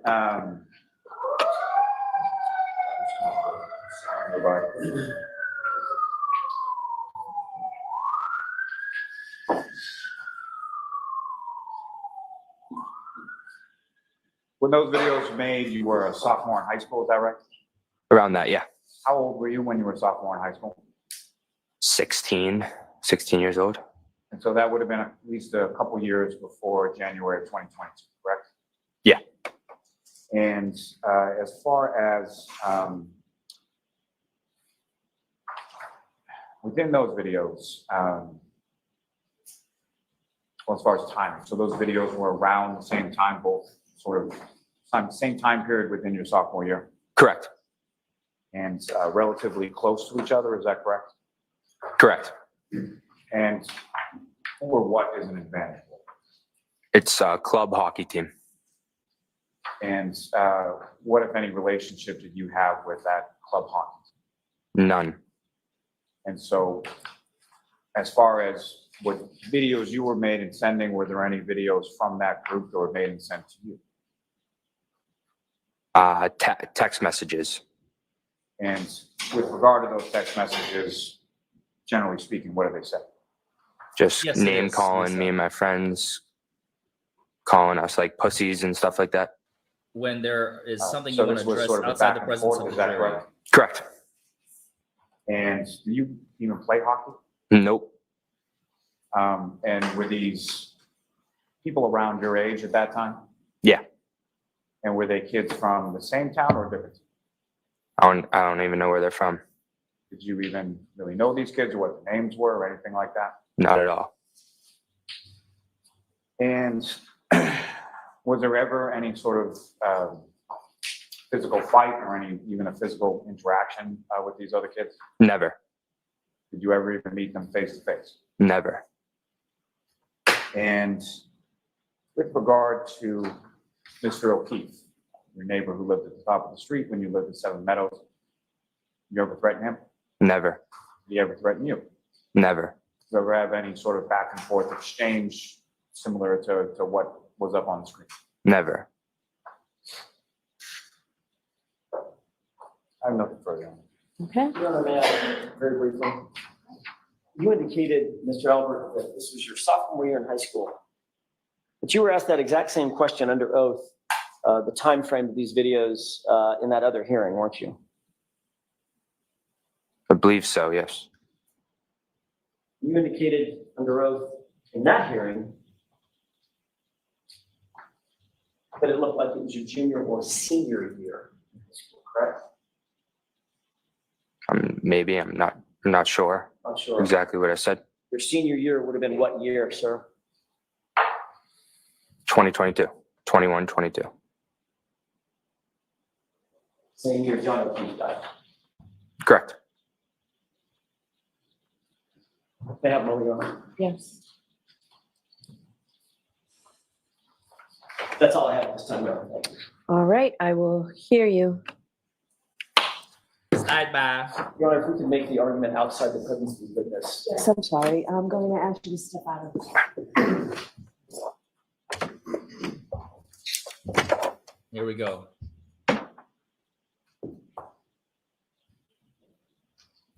Oh, he is so nervous. Thank you, Your Honor. Hold on. Oh, I'm sorry. Oh, okay. Yeah. Okay, yeah, you cannot hear in that background. No problem. I appreciate you giving us the opportunity. Your Honor, it's very clear that these videos are highly, highly relevant, given the sanitized testimony that this witness has tried to present to this jury. He's indicated that he's never been in a fight, doesn't have any violent proclivities, he doesn't have any violent tendencies. It's not in his countenance to do this. Mr. Lally opened this So door. you only got that through the voir dire. Understood. Okay, so the violent tendencies only came in through the voir dire. Well, that's not true. In front of the jury, he said, I've never been in a fight. Okay, but that specific question, you said violent tendencies, it was unobjected to, but that was voir dire. Understood. Mr. Lally clearly opened the door yesterday. He presented a photograph or a series of photographs with this witness's family. His arm draped over his aunt, he's with his mom, looking very family oriented, etc. And Mr. Lally went further than that and specifically said, I want you to take a look at your face, your hands, your extremities. Do you see anything unusual or odd about that? That's why I believe the court allowed, based on the testimony today, allowed the photograph in February of 2022 of the actual photo that cannot be manipulated. It's in the hands of a third party of the busted and injured knuckles on this witness's right hand. He then said, I've never been in a fight. Those two videos belie that testimony. There is no way to look at those two videos and say, this is not relevant to the issue of whether or not he has been in a fight. But tell me how whether he's been in a fight is relevant to an issue in this case. That's what you have to do. Because the police should have, the Massachusetts State Police should have, if they were doing their due diligence, they should have investigated this young man. They should have investigated every single person that was in that house, in or around the home of where John O'Keefe was found, the Albert home, and they didn't. They did nothing to investigate whether or not there was someone in the house who tended to fight, who wanted to get in physical altercations, who had a propensity to get in physical altercations, who was a fighter by nature, who threatened to fight, who threatened violence. That's what this young man has indicated he does constantly. I'm surprised he didn't show up in this hearing with busted knuckles. So does this go to your third party culprit defense? It goes to both. It certainly goes to both, but yes, it also goes to our third party culprit defense as well. This is a focus of, I believe this should be a focus of the juror's attention in terms of, is there a third party who could have done this that evidence points to that may have done this? Absolutely. This evidence, what we now have, points directly in that it's focused in that direction. So yes, both it should have been investigated, and Colin Albert is somebody that the jurors should focus their opinion on or their attention on to determine whether or not he could have or was involved in the death of John O'Keefe. All right, Mr. Lally. Yes, Your Honor. Commonwealth would submit did not open the door in reference to this, showing a photograph of someone and what they physically looked like. There was no suggestion. The only questions that were asked about fighting or anything of that nature were by counsel. So counsel thinks he opened his own door. I don't think that's exactly how that works. This is nothing more than rank speculation. It has nothing, bears no relevance whatsoever to this case. You're talking about something that is dated at least a year, if not two, prior to the incidents in this case. But what if it's as Mr. Jackson But it pointed out, impeaches the him. prior testimony, his senior year, which is, of course, is much closer. Well, I think even assuming that, as far as relevance is concerned, Your Honor, there is no evidence here of a fight at all. There is no evidence that this witness was even present at the house at the same time as the victim. There's no evidence of any animus between this witness and the victim. There is no evidence whatsoever, as I stated, that he was even present at the same place at the same time on the night with John O'Keefe, on the night that John O'Keefe was killed. There is no evidence from even these videos of any physical altercation having taken place. So whatever juvenile beef that he and his friends had with individuals from another town, there's no evidence whatsoever of physical altercation. There's no evidence that there's a physical altercation even in this case. So to allow counsel to introduce this purely for prejudicial reasons and to invite the jury to speculate as to what it is essentially does nothing but divert the jury's attention away from the facts of the case and what the evidence of the case is, and more so is just there's no evidence of anything in this case. May I give it briefly? Yes. In terms of evidence of a fight, I don't know what Mr. Lau is talking about. He says there's no evidence of a fight in this case. John O'Keefe looks like he had been beaten to death. He's got two black eyes, a laceration over his right eye, a laceration over his nose, a giant wound on the back of his head, and he doesn't look like he was hit by a car. He looks like he was in a physical altercation. It's as plain as the nose on your face, and we have evidence that we have witnesses who are going to propound that, present that evidence. So Mr. Lally and the Commonwealth can take whatever position they want to. Yes. If they think those injuries are consistent with being hit by a 6,000-pound truck, they can knock themselves out. That is not the state of the case, and they don't get to dictate the state of the facts. The facts speak for themselves. Second, with regard to whether or not Mr. Albert was home that night, or at the home that night in a position to be able to engage in a physical altercation, which, by the way, takes about that long, that is predicated on his own family members covering for him. Every one of the witnesses who testified basically are friends and families of the Alberts. And keep in mind, Your Honor, I don't think it's lost on anybody that Colin Albert was hidden, specifically and intentionally hidden from all of law enforcement for the first several months of this investigation. Nobody was willing to even say he was at the house. That is highly, highly suspicious. Given the gravity of what we have now, I would take an issue with one thing Mr. Lally said. He said this diverts the jurors' attention. I would agree it diverts their attention. It diverts their attention to somebody who possibly could be involved with this, who was not properly investigated. And I'll submit. Okay, so may I have those 2 flash drives, I please? believe they're Yes, no, I was asking them, Courtney. All right, so why don't we take a 15-minute recess? I'll look at these and we'll come out. Court, all right.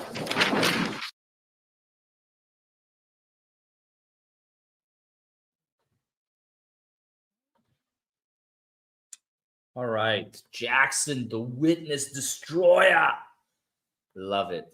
Absolutely love it.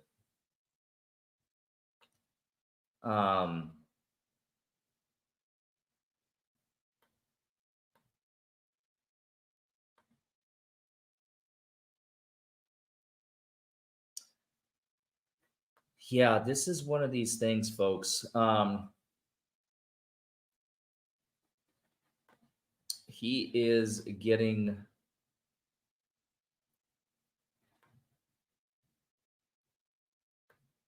carved out. Really carved out. The selective memory, that I don't know nothing, I don't see nothing, I don't hear nothing. He learned that from his dad.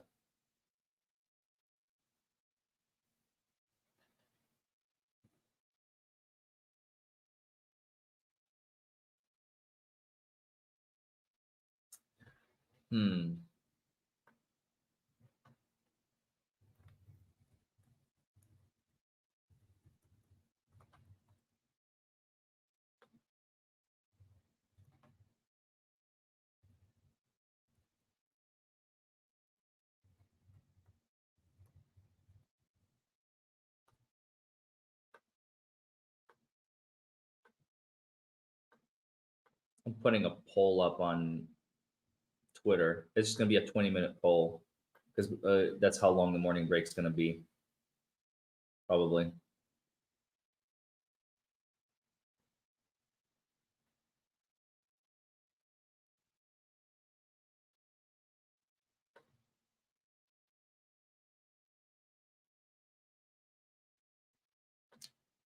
Kyle says, "Hey Kyle."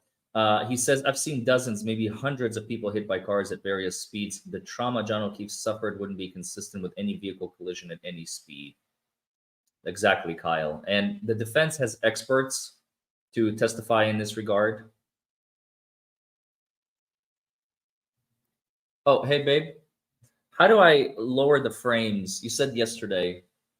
How can I do this? Here, I turn.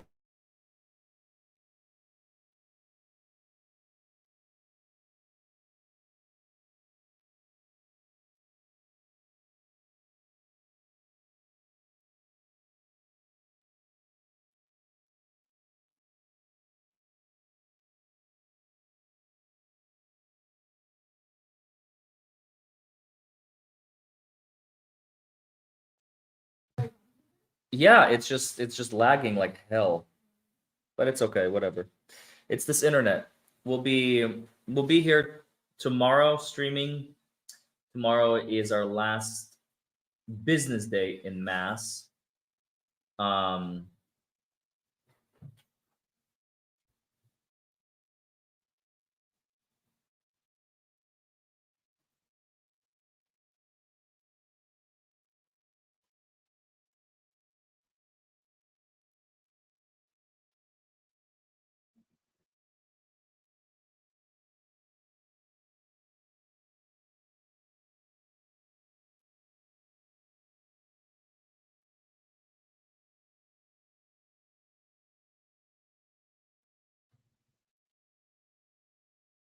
It's already on the lowest setting. I can't do anything about it, folks. I'm sorry. It is literally at its lowest resolution. It's the internet here, unfortunately. It has nothing to do with me.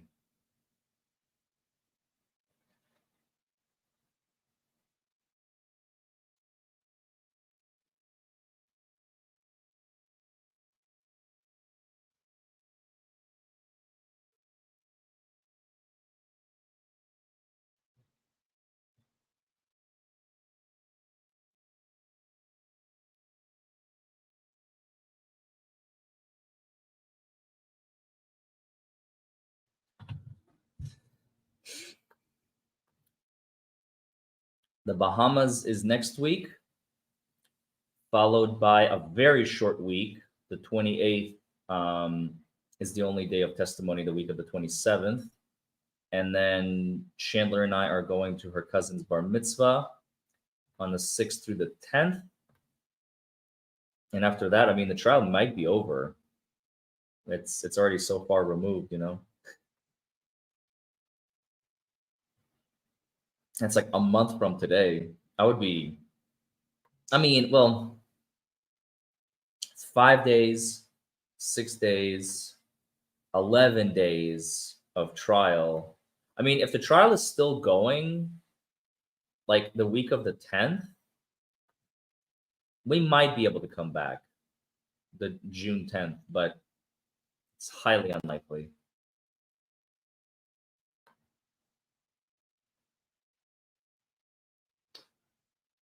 I'd be very shocked if the trial is still going because so jury selection, when they say the trial is going to last 7 weeks, were they counting jury selection or no? Does anybody know?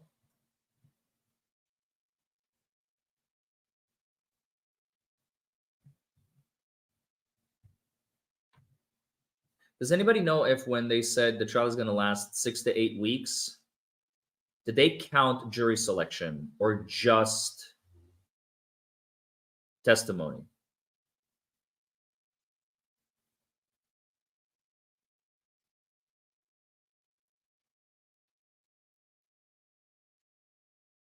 People are saying, no, it does not count jury selection. If it doesn't, the trial technically didn't start until April 29th. If they did count it, then the trial started April 16th. Hold on a second.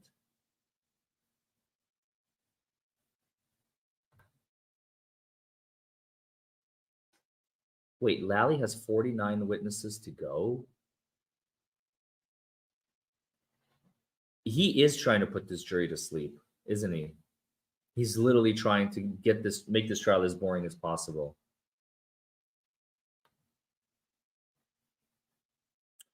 People on X are voting. About 70% say she's not going to let the videos in. Only 30% are saying she'll let the videos in, they think.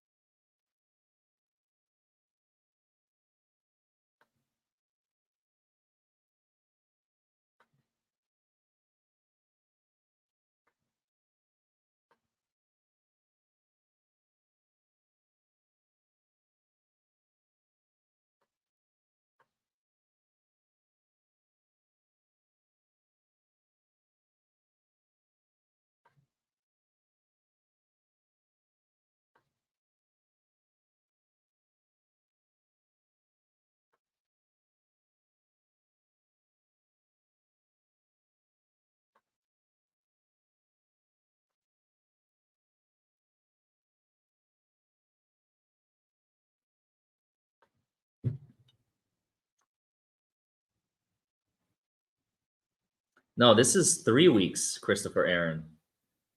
I haven't seen any actual evidence against the defendant, and we're 3 weeks in. It's going to be, we're going to start week 4 on Monday.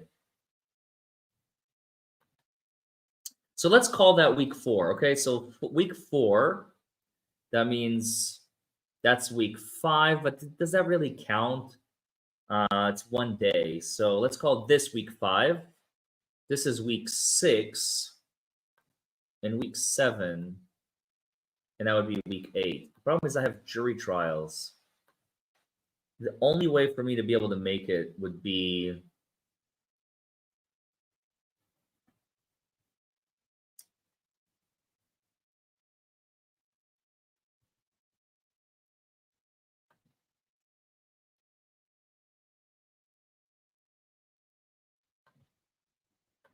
wait a minute. Oh.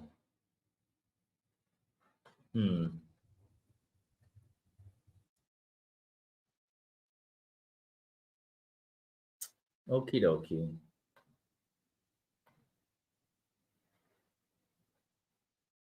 Yeah. I might be able to make it if they can get me in the courtroom like June 12th or 14th or something.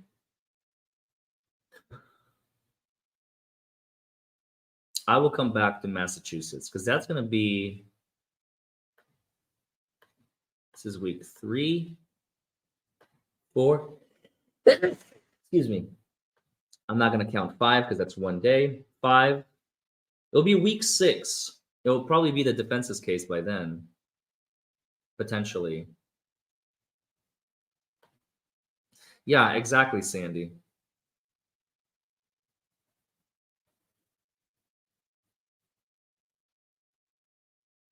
Yeah, exactly, Mel. So I'm not counting. It's just Tuesday is going to be testimony.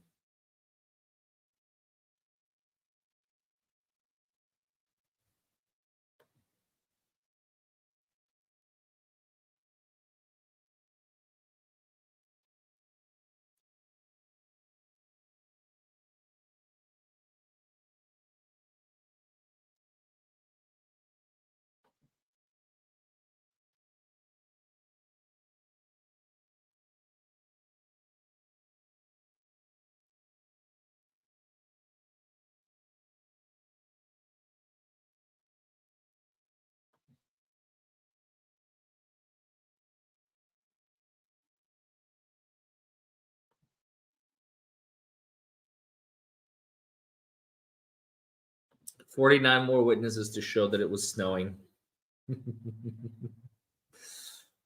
That's really funny.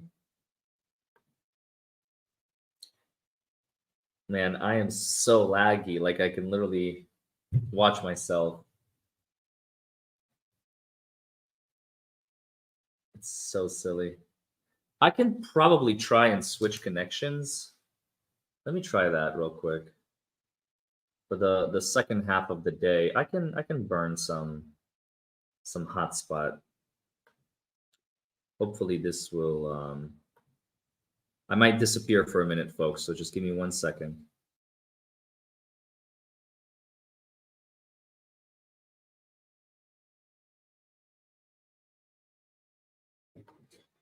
All right, now I gotta fix that.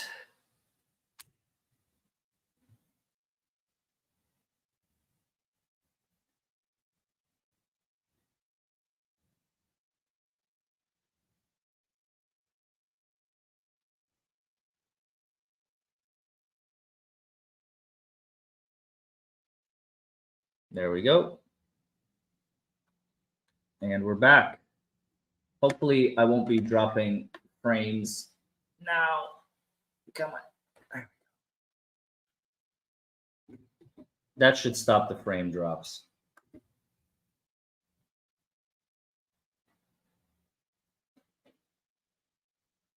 There we go. Much better.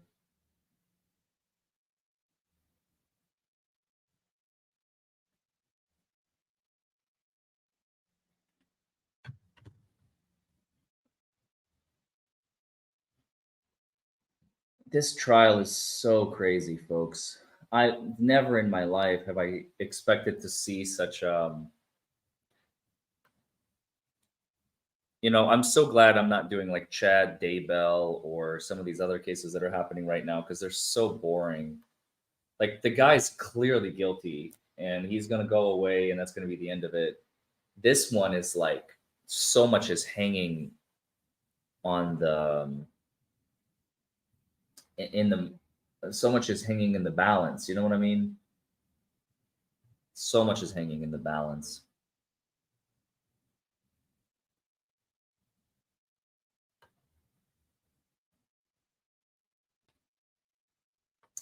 Anybody check in with Nick lately, Nick Stero,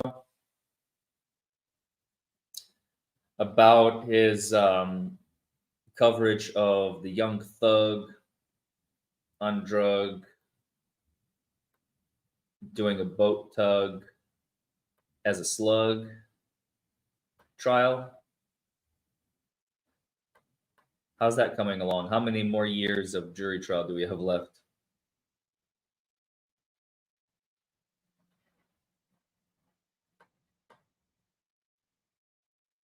Oh, was Nick in chat earlier? For real? Oh, I missed him. Oh, damn. I didn't see him.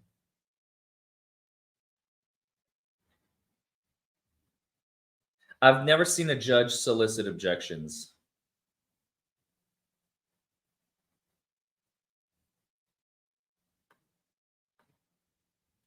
What is my honest opinion about the judge's potential bias? I mean, I think she's connected to all these people and she'll bend over to protect them. She'll bend over backwards to protect them.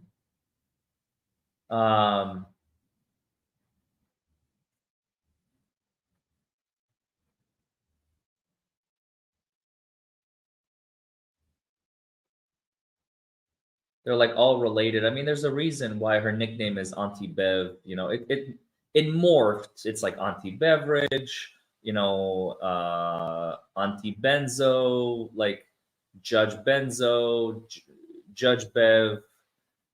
She just doesn't commend respect. You know what I mean? She just doesn't commend respect. Like I have no respect for this woman. I don't think a lot of people do, but that's okay. You know, whatever. Not everybody deserves the respect. But at the end of the day, she refused to recuse herself. They asked her to step down. They said, please step down. And she said, no. And they said, why? And she said, well, I'm not going to use social media accusations against me to remove me from the bench. And I was like, wait, what? Social media accusations. So apparently there was like a lot of stuff floating on social media accusing her of being like connected to the people, I guess it would be the Alberts, the McCabe's, Michael Proctor, and all that stuff. I mean, it's a small community. We know that they're all connected. We know that they're all in bed together. And she's like, but I can still be fair and impartial. I don't know if you can, Judge.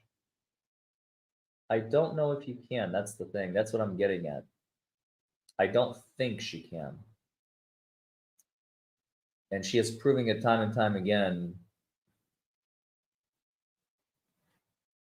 You know, there's a lot of judges out there, in my experience, who, when they sense that a witness is not credible, although they won't like strike the witness or anything crazy, but they'll be like, they'll allow a lot more things in. Here, the witnesses are so discredited, and she's living in a bubble. She's either the dumbest person I've ever met who can't even read people, or she's so corrupt she doesn't care. It's one of those two. It can't be neither. It could be both, but it can't be neither. Do you see what I mean? Either she just is completely oblivious to the fact that there's a human in front of her that is completely unbelievable in the way that they can't remember, can't recall, I don't remember, is so outlandish and outrageous, or she's just corrupt to the core and she's helping these people cover it up. It's one of those two. It's one of those two. It can be both. It can't be neither. But it's definitely one. Look at the text message date. The second one has an extra comma. That's right, Shelley. It's on Colin's screenshot. I mean, this case is just so rotten to the core. So rotten.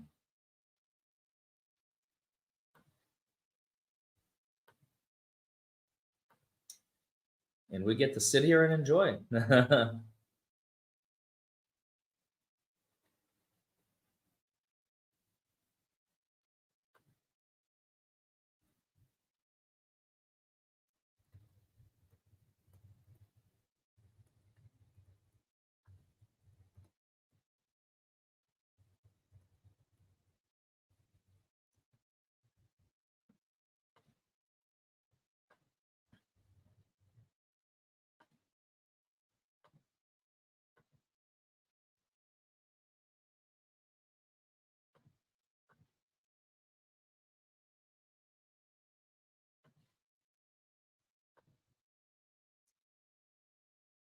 Yeah.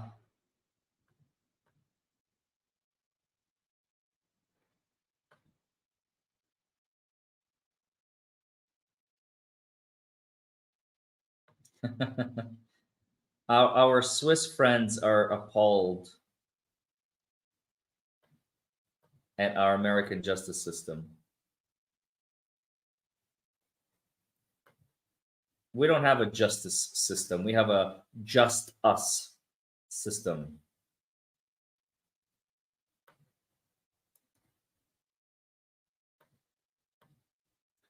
JUST space US.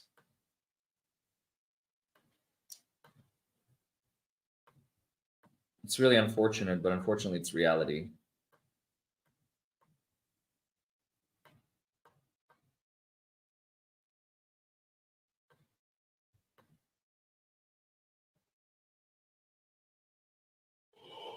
I love how people are nitpicking at my tweets. Please continue.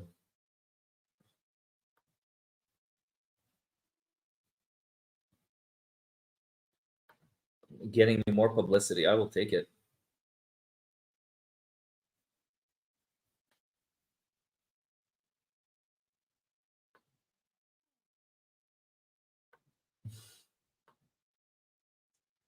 Because I tweeted something, I guess, I don't know. I didn't find it controversial about Lally's inexperience.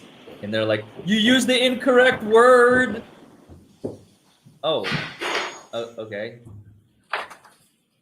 Exactly. They're getting me a lot of engagement. I'm very thankful. I actually will see counsel at Sapphire. I wasn't sure this was on. Oh, sidebar. No, I don't think she's going to let this in, Mike, but the defense has to try.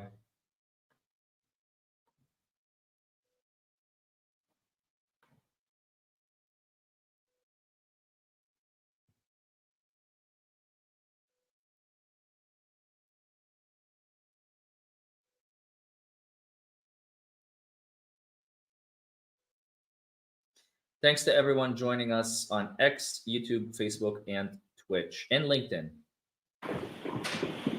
So, Jim. I think she should let it in, Shelley.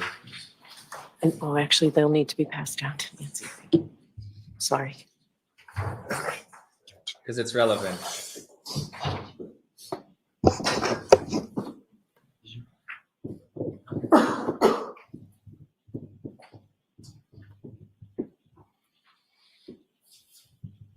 Okay, the witness can take the stand, please.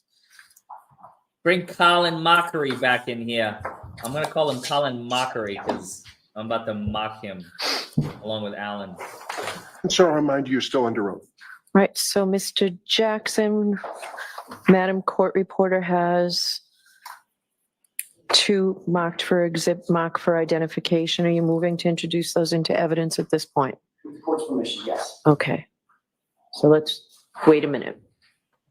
Buckle up.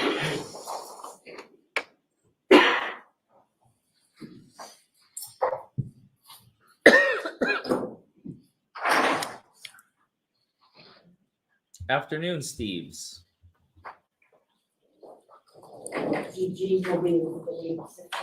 Thank you. Holy crap, it's in. Holy crap, it's in. Thank you.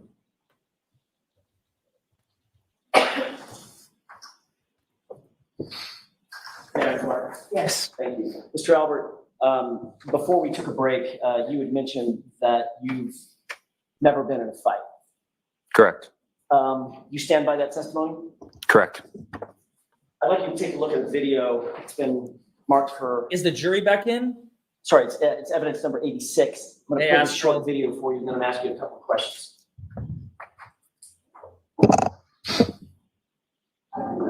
Yo, you're Ben's boys.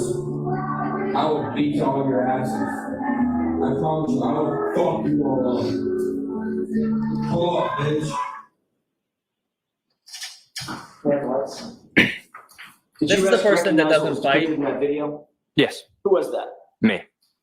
Approximately when was that video taken? Around my sophomore year in high school. Sophomore year or senior year in high school? Say around my sophomore year in high school. Why do you say your sophomore year when you previously, well, let me ask it a different way. Did you previously testify at a different hearing back in July of 2023? Yes. You were asked about this video, weren't you? Yes. You were asked about another video. That's the same federal time, correct? investigation. Correct. And in that hearing, you said you believe that was taken closer to your junior year or senior year in high school, correct? Correct. That was under the oath, Correct. same oath that you took here. Correct. Closer in time to the events in question. And at that time, you said your junior year or senior year in high school, correct? Correct. If it was your senior year in high school, what year would that have been?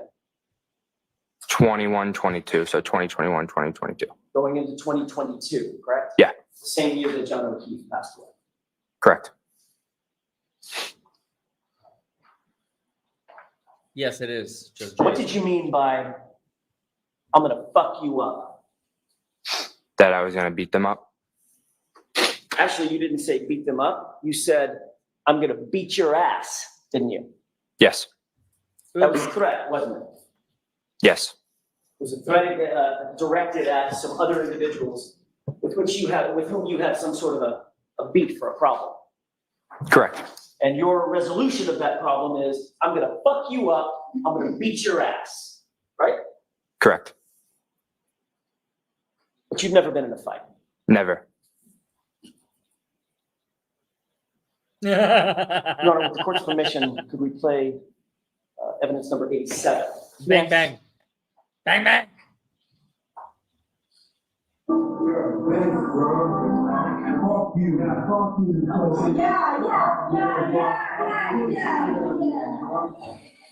Get told, boy, you be knocked out. KO. Bang, bang. The beer in the hand just clinches it, doesn't it? May I inquire? Yes. Mr. Albert, who was that in that video? Me. Was that taken around the same time? Yes. You indicated, you're a bitch, bro. Right?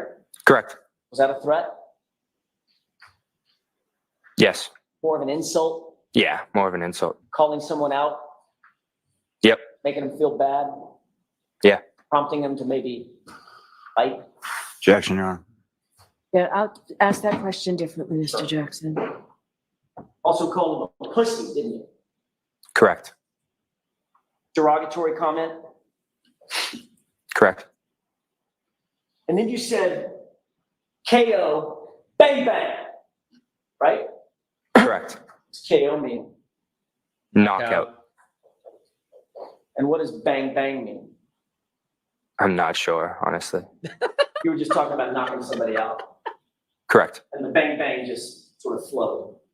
Exactly. Was that a threat? Yes. And these threats that we've just talked about, that we've just seen, these are threats of physical violence, right? Correct. You're not threatening to hurt their feelings or send them a mean text, right? No. You're threatening to kick their ass, right? Correct. To get physical, right? Yes. To ball up your fists and beat the shit out of them. Objection. Can you answer that? Will you answer that, please? Yeah. Can you repeat the question? Probably shouldn't. You were threatening to ball up your fists and beat the heck out of them. Objection. I'll allow it. Is that what you were threatening to do? Yes. When you testified in a separate proceeding in July 2023, you actually showed up for questioning live, correct? Yes. And you showed up at the time in July of 2023 with your knuckles busted up again, didn't you? Correct. And you were asked about your knuckles at that time, correct? Correct. And that time you said, oh no, I didn't fall down on black ice and slip and break my fall with my knuckles like you said here. You said, oh, I hit a heavy bag and busted my knuckles up on a heavy bag, right? Correct. So that heavy bag was you practicing boxing, right? It was me getting cardio, yes. Which is in a form of fighting, In a form, yeah. punching a bag. Yep. That's how you choose to do your cardio. Sometimes. And you're right-handed, Yes. and it was your right hand that was busted up. Correct. So when you throw your hardest punch, that's with your right hand, isn't it? I'd say, I'm not sure. I'd say they're equal. You're equally strong with both hands. I'd say so. So in your words, you could fuck somebody up with either hand, right? Objection, Your Honor. No, I'm not saying that. So, Okay, Ms. Riley? Thank you, Your Honor.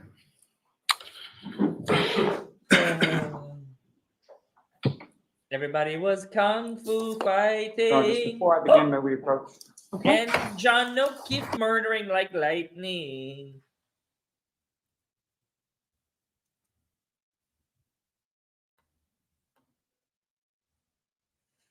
Oh.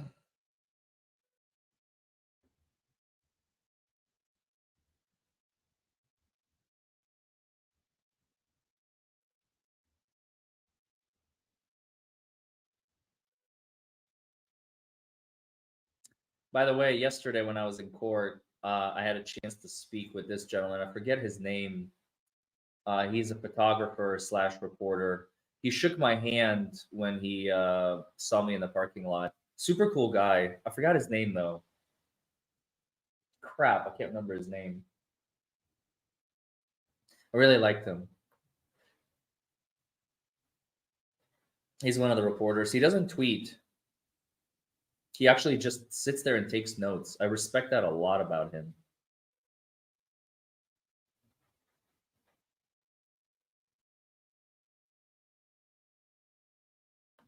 Oh my God, Tim McSats. That takes me back. How many of you have seen The Big Short? Do you know that movie? I watch that movie at least once a year. I do a rewatch. It's so good. It's one of my favorite movies of all time. Christian Bale as Michael, what's his last name? Michael something. Can't remember his last name. Are they confessing? No. Like, why are they confessing to us? They're bragging. The stock market movie. Yes, Steves. I wasn't punching you. I was just hitting you. I didn't like fucking deck you. Okay? I'm getting flashbacks to the Johnny Depp trial.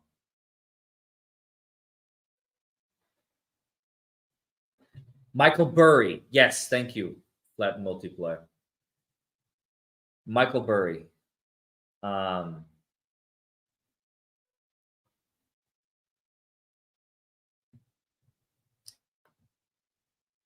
Pat Collins' parents are horrible at parenting. You know, you're not wrong. You're not wrong on that. That's for sure. Stop running into my fist, God.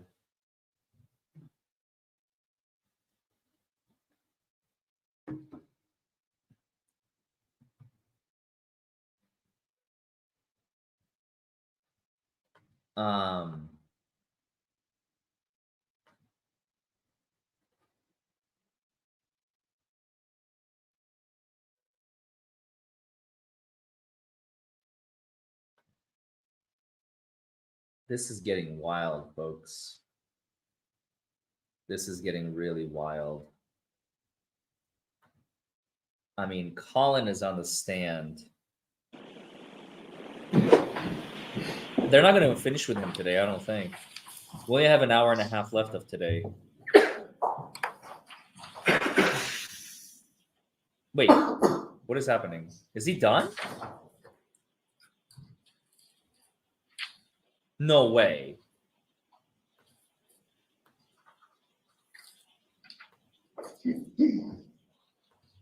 Maybe he is. Yes. Mr. Albert, just to be clear, Ally McCabe is not your cousin, correct? Correct. She's a friend of yours who you have Wow. relatives in common, is that correct? Correct. Now, when you and I and other individuals met prior to your testimony in this case, it was just one time, is that correct? Correct. Did we talk about something called sequestration? Not that I remember, no. Did we talk about having conversations with other witnesses while the case was pending or going on? No. Now, you testified when you were asked on cross-examination that you haven't had any conversations with any other witnesses, you haven't watched any coverage, you haven't done Excuse anything. me, I'm allergic to Correct? bullshit. Correct. Was that at my instruction? No. Is that something that you've done at any point in time as far as talking to any other witnesses, including your parents? No.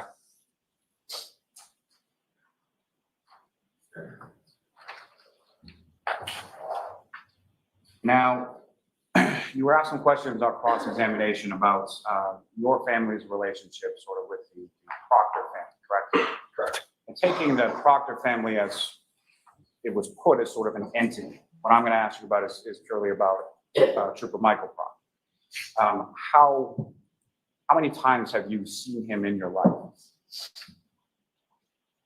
Maybe 5, 6 times. And when about would those be, and what would the nature of those interactions?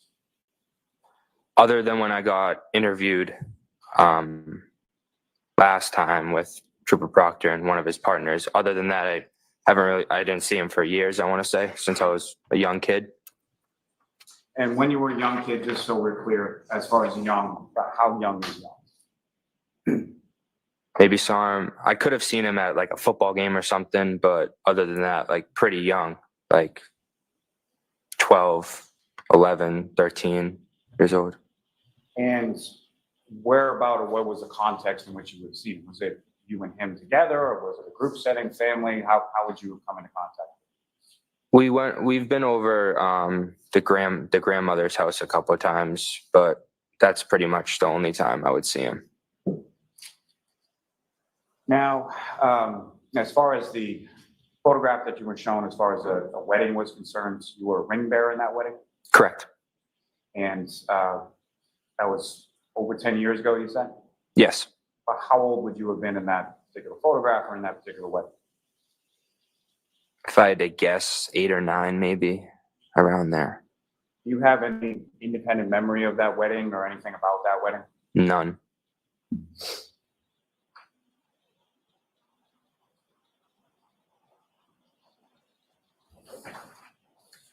And as far as your family being close, again, sort of the Proctor family as an entity, is your family close with all of the Proctors, or is your family close with Courtney Proctor, or is your family close with Michael Proctor?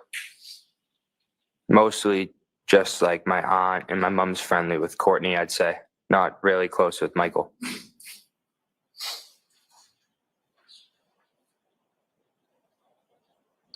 I have some questions about the text messages that were up on the screen yesterday and up on the screen today. As far as sort of gap between January 28th and February, is that correct? Correct. Now, you indicated that there were other means by which you would have communicated with your friend Ally McCabe, is that correct? Correct. Is that consistent with, is that only Ally McCabe, or is that consistent with other friends that you were communicating with? All my friends. You would sort of switch between call, text, Snapchat, other apps, things like that. Exactly. And the top of that screen was the text messages regarding picking you up from 34 Fairview on January 28th or 29th, correct? Correct. Do you have any idea when the last time was? Text before that? Was it days, weeks, months? Not sure. That period sort of, Thank you. that period of sort of January 28th until February, is that, how would you characterize that? Is that a normal gap between times that you would have text communications with Ally I'm glad I'm McCabe? not the only one who noticed that. On iMessage, yeah, I would say so. Yeah.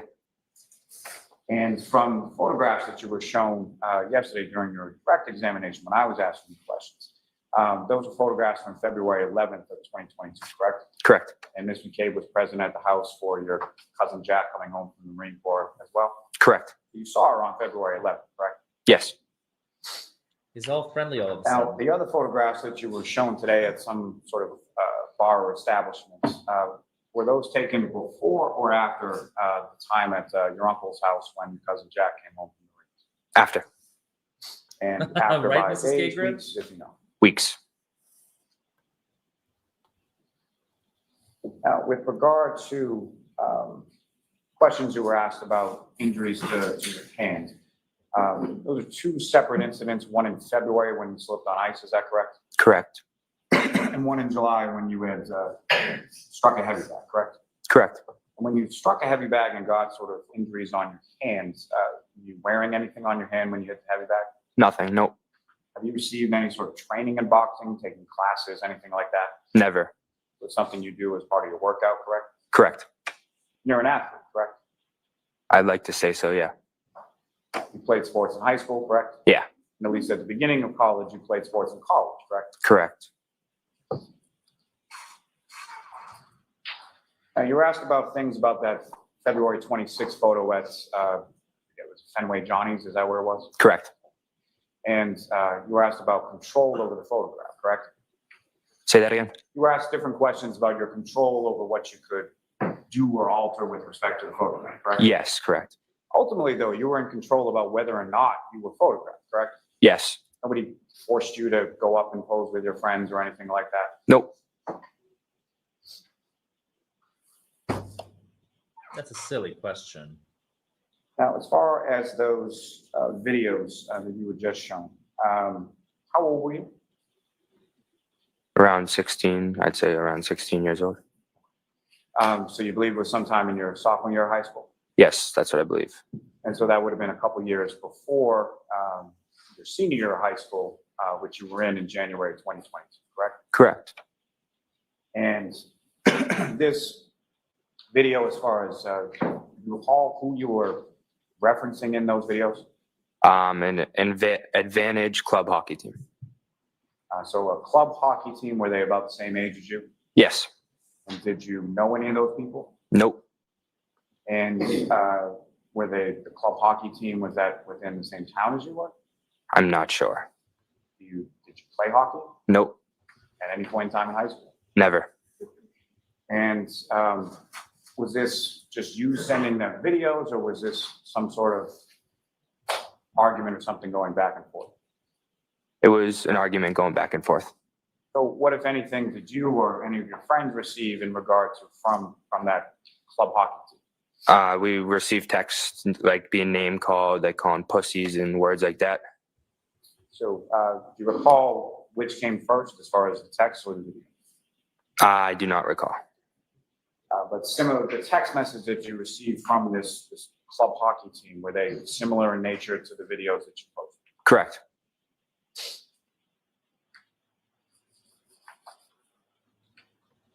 Do you recall what the argument was about with this other group of kids from this club hockey team?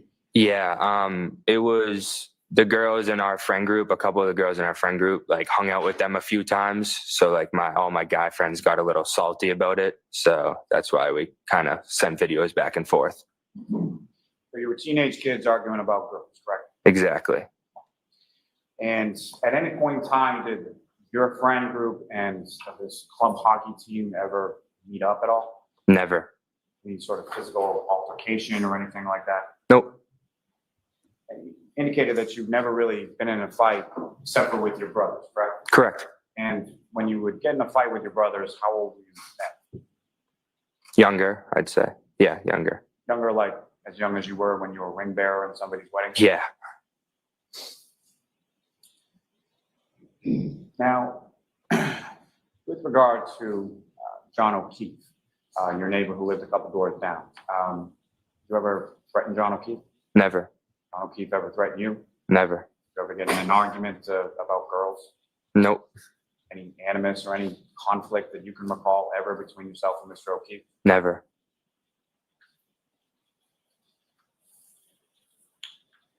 Now, you were asked some questions on cross-examination regarding whether or not you've been thinking about this case for the last 2.5 years. Do you recall that? Yes. And you indicated that you had not, correct? Correct. Sorry. And you had indicated in your testimony in response to that questioning, essentially not until people were writing things about you on the internet, correct? Expound upon that. Can you explain to the jury sort of when that occurred and what were the things that were being written about you on the internet? I'd say about a little over a year. It started when people on Twitter, Instagram, social media were just coming at my family, calling us murderers, harassing us, showing up to our doorsteps, our sports games. I mean, we couldn't leave the house without people taking pictures of us, and it's very terrible. And how long has that gone on for? The past year and change, a couple months. Past year and a couple months, I'd say. To be clear, that night that you were at 34 Fairview Road at your uncle's house, January 28th and 29th, at any point in time did you see John O'Keefe at that house, come into that house, around that house, at any point in time did you there? Never. Nothing further. Okay. Nothing Cross? else. Okay. Nope. All right, Mr. Albert, you're all set. Oh, you're all set, Mr. Albert. Your next witness, I Mr. think Lally. that piece of paper goes back to Mr. Jackson. Your next witness, Mr. Lally. Did you leave something for the witness now? Thank you. Your next witness, Mr. All right, Lally. Mr. Lally, your next witness. Yes, Your Honor, the Commonwealth call Mr. Matthew McCabe to the stand. Okay. Matthew McCabe. We got the daddy. We got the daddy. Let's go.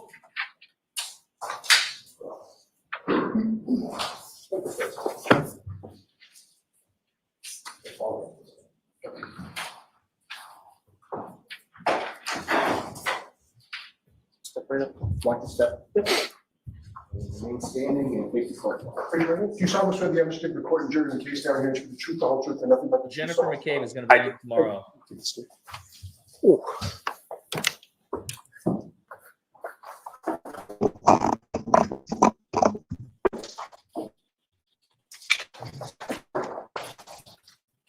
All right, Mr. Lally, whenever you're ready. Good morning, sir. Good morning. Good morning. Tomorrow's going to be a big Please day. state your name and spell your last name. Matthew McCabe, McCabe. And where do you live, sir? Canton, Massachusetts. And This how guy long have doesn't you look lived like the sharpest tack in the I'll drawer. be 20 years this coming June. And during the time that you have lived in Canton, have you lived at the same place or have you lived at different places? Different places. Where do you live currently? How long have you lived there? Currently, I will be 10 years this June. And where did you live prior to that? Prior to that, you want the physical address? Yes. 15 Sutcliffe Ave. I was there for 10 years as well. And with respect to both locations, who, if anyone, you live with? I live with my wife and my 4 daughters. And what is your wife's name? Jennifer. And how long have you and Jennifer? McCabe. 2022, so 23 years in August. And how many And fruits, you have 4 daugers, is that right? specifically And how old are you? oranges and apples, do you have in your refrigerator I'm 49. at this time? Oh, my daughters? Do you have any milk? Do you have any Your daughters, how expired old are milk you? in the refrigerator as we sit here 20. today, Mr. McCabe? 18, 16, and Do you have any phones that have 15. run out of battery in the last And week your or so? oldest daughter is Allie McCabe, is that right? Yes, that's correct. Did you rehome your phone? And do you work, sir? Yes, I do. What do you do for work? I work for a information technology solutions firm. And how long have you Information been doing it? technology. He's an IT guy. Oh, he's an Gee, IT guy. 2009. So, I think I'm coming on 15 years. And does your wife work? No. What does your wife do? Stay at home, raises the kids. Homemaker. If I could turn your attention to January 28th and to January 29th of 2022. Do you recall those days? Yes, I do. recall what days of the week? Friday into Saturday. And did you work that day on the Friday? Yes, I did. And at that point, do you recall, were you working in an office or remotely?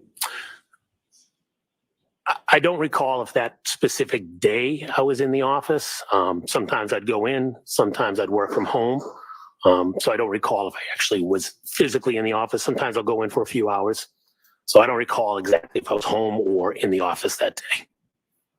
So regardless, at some point, you sort of wrap up work for the day, and where did you go? Yes, finished up work and met some friends at a restaurant I in literally just tweeted Canton that lady before my outside. daughter's basketball game. Don't get ahead of me. And so on that evening, your daughter had a basketball game, is that right? Yes, that's correct. And what did she play for at that time?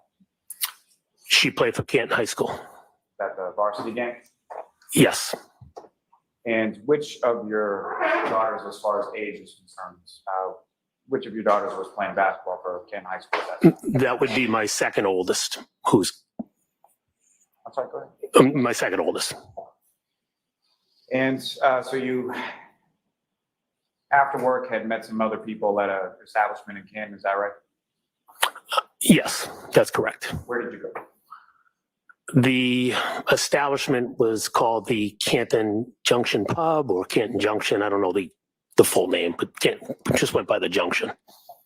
And who, if anyone, did you meet there, just in general? Handful of folks that play whose daughters play basketball on the same team with my daughter. Or just sort of a group of parents who had kids on the basketball team? Yes, that's correct. Was your wife Jennifer there with you at that time as well? Yes, that's correct.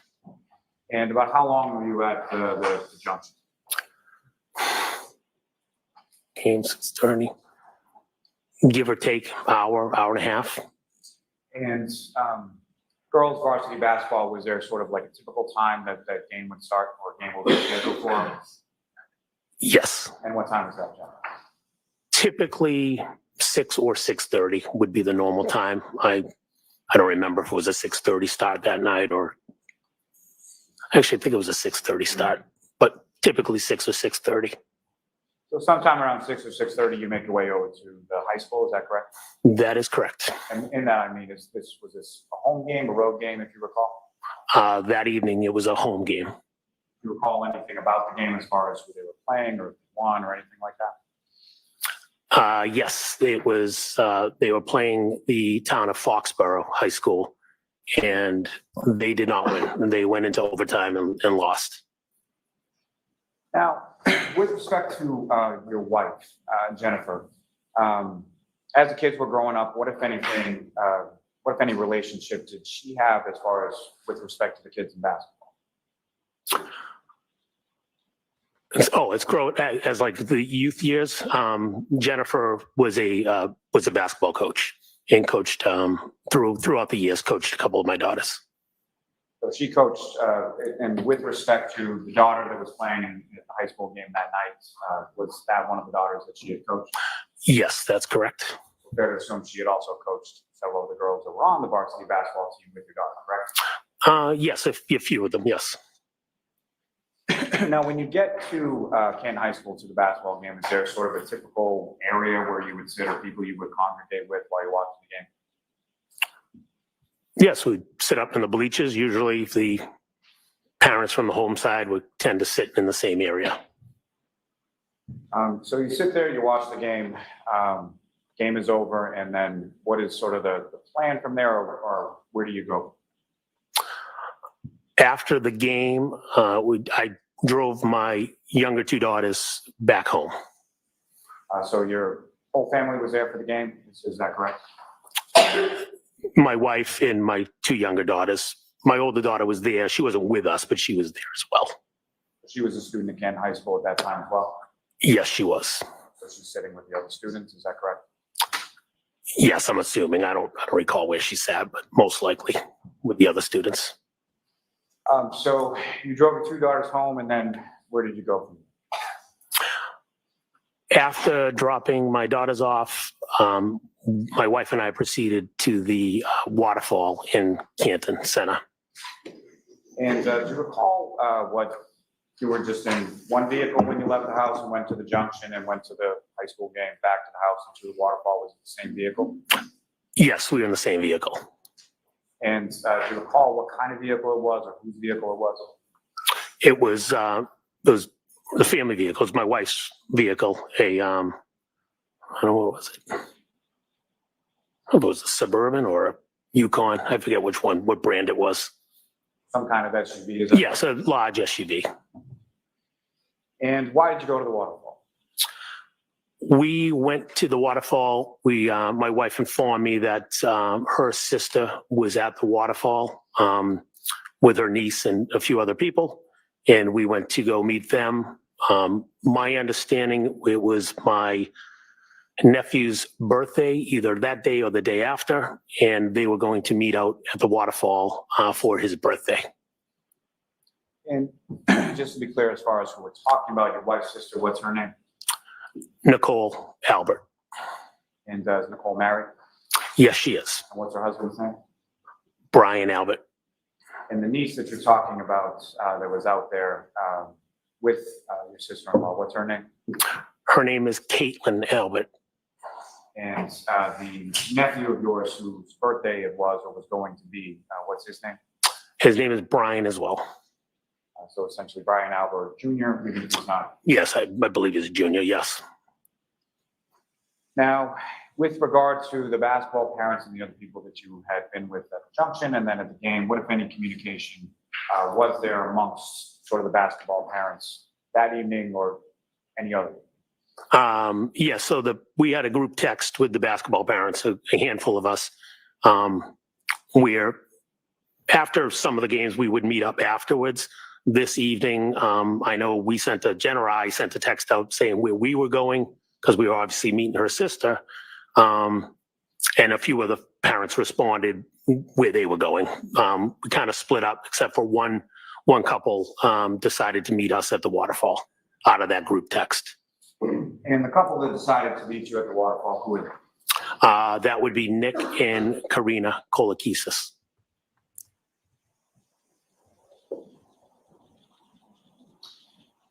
When you arrive at the waterfall, you and your wife, do you recall where it was that you parked in relation to the waterfall? Yes, if you're looking at the front door of the waterfall, we were parked in the parking lot down the left. And the waterfall sort of shares its parking lot or its establishment with the condo complex, is that correct? That is correct. You parked somewhere in that parking lot? Correct, I parked in the parking lot, yes. And when you came into the waterfall, if anyone did you see there and where did you go? When we walked into the waterfall, we identified where Jen's sister and their party was sitting. Where were they sitting in relation to the waterfall? When you walk in the front door, I believe there's 3 long tables that are set up. We passed, they were in the 3rd table, long table closest to the bar. Across from, there was also a band. They were right across from a little band. There was a live band there as well? Yes, there was. Prior to you and your wife entering into the waterfall, recall what, if anything, you did or who, if anyone, you were talking to in the parking lot? Yes, on the car ride from my house to the waterfall, and while I was in the parking lot, I was talking to a friend of mine on the phone. And do you recall generally what the conversation was about? Yes, I do. And what was it about? It was about my daughter, my oldest daughter, Allie, who we mentioned. It was about her hockey team and her hockey coach. I was talking to one of the hockey coaches. And when you were talking to this person, this is inside the car, is that correct?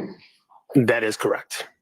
And despite it being sort of a wife's car, was your phone hooked up to the speakers? You got a Bluetooth or anything like that? I don't know if I connected mine to the Bluetooth or not. I don't recall if I was connected to the Bluetooth. not. I know my phone connects, so possibly. I don't know for sure if it was 100% connected that evening.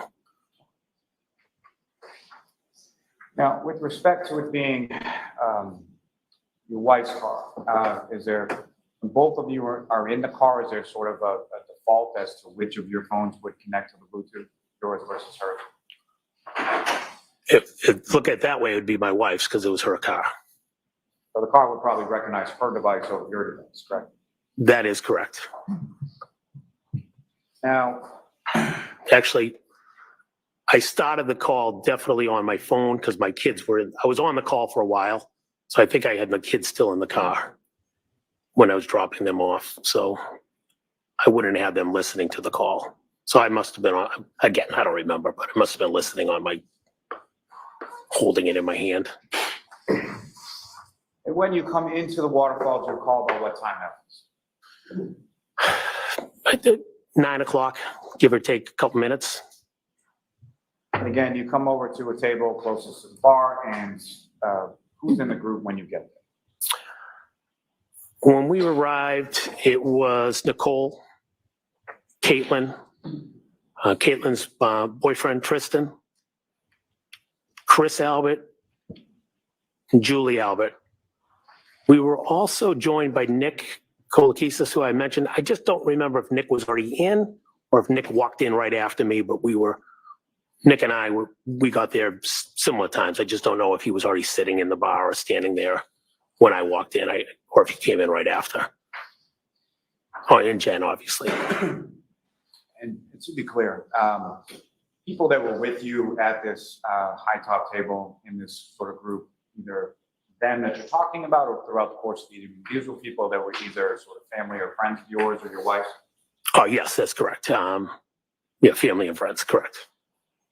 And so whether or not you and Mr. Kolakisas came in at the same time or slightly staggered, at some point he came in as well, correct? Yes, that's correct.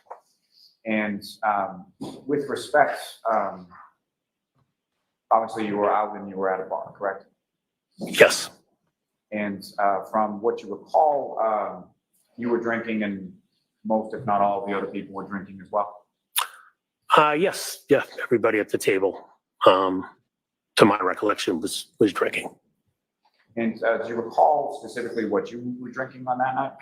I do. And what were you drinking? I was drinking vodka with water and a splash of Crystal Light. And is that something that you would normally drink? No.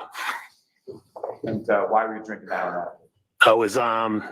I was in a diet competition with other people in the town, so I was trying to stay away from any beer, which would be what I typically would drink. And as far as your observations of the other people there throughout the course of the night, did you note anyone in your group, either at that time or subsequent in the night, to be sort of overly intoxicated or drunk or anything like that? No. And as far as the other people in your group, as far as drinking was concerned, at that time or any time later in the night, was their drinking sort of commensurate with the amount that you were drinking? I wasn't paying attention to see who was drinking, how much they were drinking. I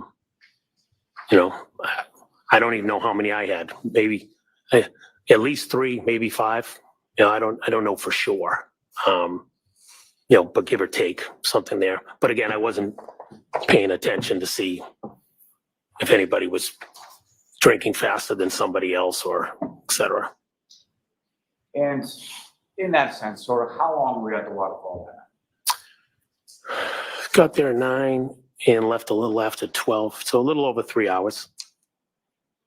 So roughly 9 o'clock to about midnight or so, correct? Yes, I recall leaving a little after midnight, correct. Now, the initial group that you walked over to around the time that you got there, did that group expand or contract? Did people come or leave? Or can you explain sort of the order of that over the course of the year? Yes. Shortly after we settled in, Nick's wife showed up. Could have been 15, 20 minutes. I don't remember the exact time, but Nick's wife, Karina, came. And Give or take 45 minutes, an hour after that, Brian Albert Sr. and Brian Higgins showed up. And around 11-ish, give or take, I don't know the exact time, Karen Reed and John O'Keefe showed up as well. Let me ask you a little bit about some of those other, but let me ask first about, as far as Caitlin's boyfriend, Mr. Morris, how long was he there? I don't recall how long he was there. I do know he left. He had mentioned something about working that evening. There was obviously a snowstorm coming in that evening, and he had mentioned that he was going to go home for a little bit before he had to go out and, I don't know if he was plowing or shoveling or doing something, but he was going to be going out that evening to plow, I believe. And Christopher Albert and Brian Albert, they're brothers, is that right? Yes, that's correct. And Christopher Albert's wife is Julie Albert, is that correct? Yes. And she is also friends with your wife, Jennifer McCabe, correct? Yes. And been so for years, as far as you know? As far as I know, yes, they've been friends for years. Now, you mentioned someone by the name of Brian Higgins. Did you know Brian Higgins prior to that evening? Yes. And how did you know him? I had met Brian a few times, social settings. I recall meeting him at the Junction one evening. I believe I met him at a graduation party. I don't know how many times I met Brian, but I met him maybe 3-4 times. I don't know exactly how many. So I knew who he was. You knew who he was as far as he was friends or friendly with your brother-in-law, Brian Albert, correct? Yes.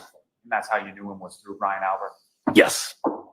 And do you know where Brian Albert Sr. and Brian Higgins had been prior to coming to the waterfall?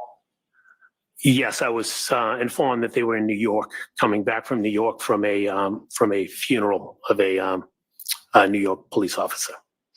And both of them, as far as you knew, Brian Albert Sr. and Brian Higgins, they were in law enforcement, is that correct? Yes. Now, you mentioned that at some point around 11 or so, John O'Keefe and Karen Reed came into the waterfall, correct? Yes. And just to be clear, when you speak of Karen Reed, that's someone that you had met prior to this evening as well? Yes, that's correct. And clarity purposes, for the record, do you see Ms. Reed in courtroom today? Yes, I do. Could you just describe as where she's seated or an article of clothing? She is seated at the table with her attorneys. You want me to describe her clothing? If you could. Black, I don't know, sweater, I'm not sure, dress. Just ask the record to reflect that identification. Yes. Now, with regard to Mr. O'Keefe first, how was it that you knew Mr. O'Keefe? I've met John O'Keefe when he started to be the caretaker for his niece and nephew after their parents had passed. And specifically, you're referring to Patrick and Kaylee Furbush, is that correct? That is correct.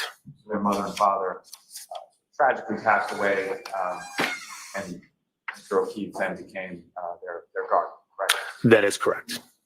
And when you met Mr. O'Keefe, is that when you were living at the house on Sutcliffe? Yes. And where was that house in relation to where Mr. O'Keefe initially lived with his niece and nephew? Couple hundred yards, 2 different streets, the neighborhood with multiple streets. My house was on Sutcliffe, drive down Sutcliffe, maybe pass 1, 2, 3, 4 houses, took a right, and that was John. That was the street that the kids lived on, maybe 4 houses up on the right. And with reference to, you mentioned that you had 4 daughters, is that correct? Yes. And were any of your daughters around the same age as John's niece, Kaylee? Yes, my 3rd daughter is the same age, same grade as Kaylee. And about this time that John had moved in his house, close to the house you were living on Sutcliffe, about how old was your daughter and his niece, Kaylee? Ooh, I believe it was kindergarten. How old would you be in kindergarten? 7? I don't know. I think kindergarten suffices. So Okay. fair to say they were very young, correct? Yes. And with reference to the kids, what, if any, beyond sort of being neighbors, what, if any, relationship that either you or your wife have with regard to Mr. O'Keefe and specifically his niece and nephew? I'm sorry. I missed the door. I was trying to. Let me. No, the door was shaking, so I couldn't hear the end of it. So around that time that Mr. O'Keefe moved in with his niece and nephew and took over guardianship of that. Yes. What, if any, relationship beyond being neighbors did yourself and or your wife have with respect to Mr. O'Keefe and the kids? Oh, yeah, we had a good relationship, especially my wife. She was having the kids the same age, Kaylee, and my daughter. She was very involved with helping him out, whether it's rides to various events. Throughout those years, I'd also coached Kaylee myself a couple times in soccer, and my wife also coached her in basketball. So play dates, things of that nature. Various times would go out with John, where he would meet up somewhere where we were. So a friendly relationship where, John was, in essence, acting as a mother and a father. And so you do a lot of communicating through my wife in regards to needing help and things of that nature. And in particular, his niece Kaylee and your daughter, who was around the same age, were they friends? Yes, they were friends. And about how close were they, particularly around that younger age? They were very close in the young age. Kaylee would spend a lot of time at our house, spend a lot of time sleeping over. So they were very close. And Kaylee in particular, was she, how close was she with your wife, Jennifer? Kaylee was close with Jen.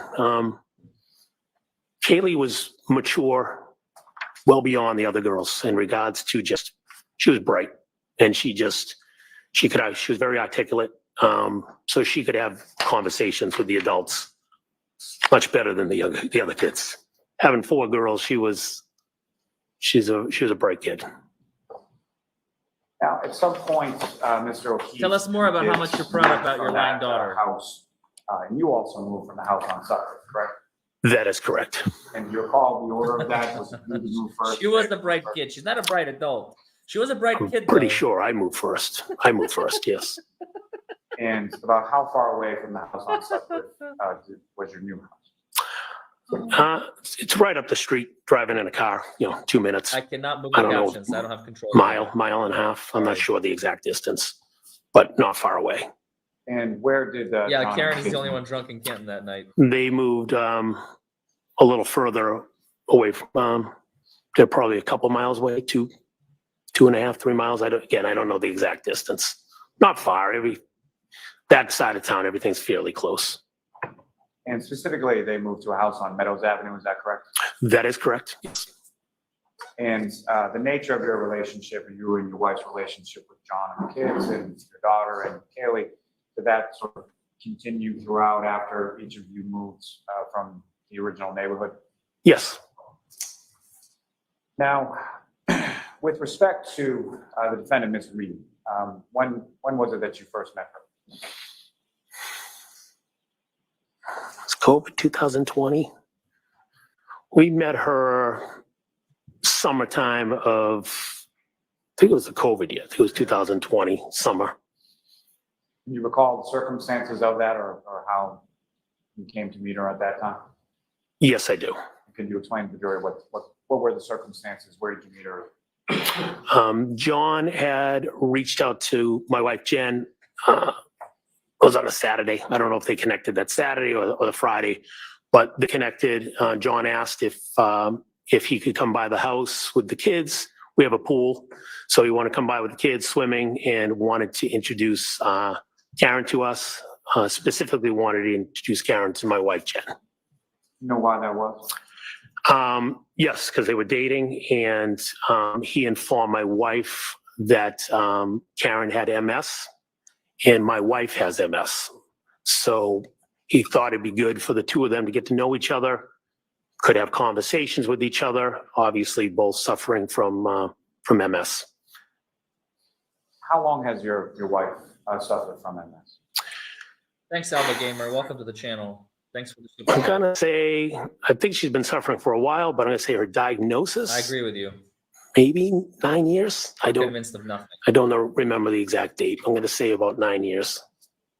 And so, Mr. O'Keefe, I got that Ms. Reed, the summertime, defendant, and summertime two children came over the house sadness. that day, is that correct? Yes, that's correct. And about how often did you see Ms. Reed from that summer of 2020 until about the time of January 2022? I would see her.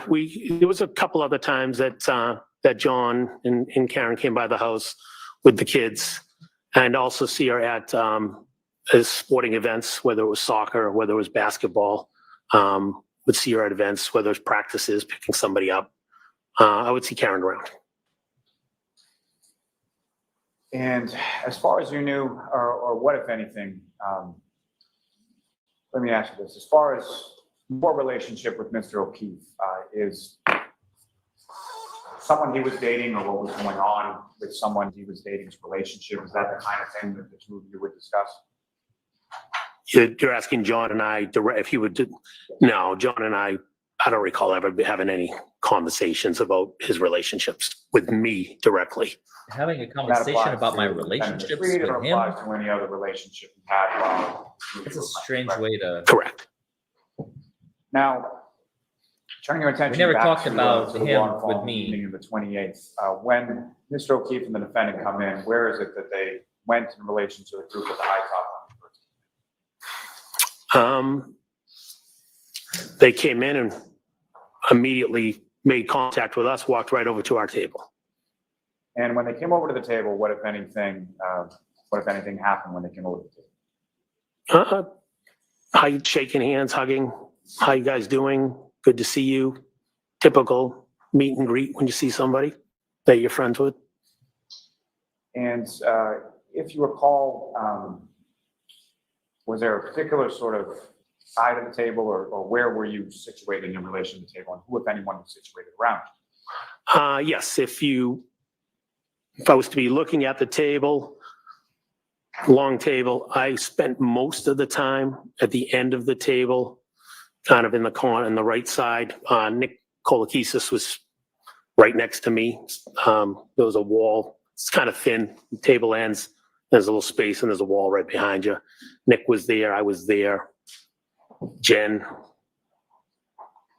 Karina were on this side most of the time. Brian and Brian were on the opposite side of the table, my recollection. I mean, there was obviously some movement around, but I spent most of the time, again, if the table's coming across, standing on the end. I did sit down for a little bit, if I recall, but definitely on the edge of the long table.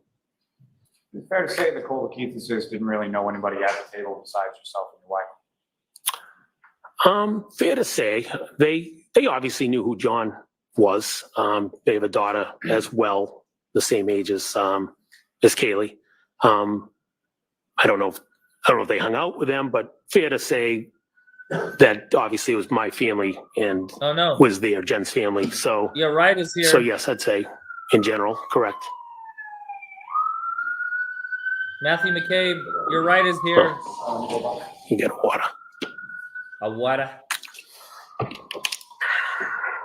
You want a water? Why do you want a water? What do you need a I'm sorry, water if I could for? ask, as far as Mr. O'Keefe was concerned, do you recall anything about what he was wearing that night?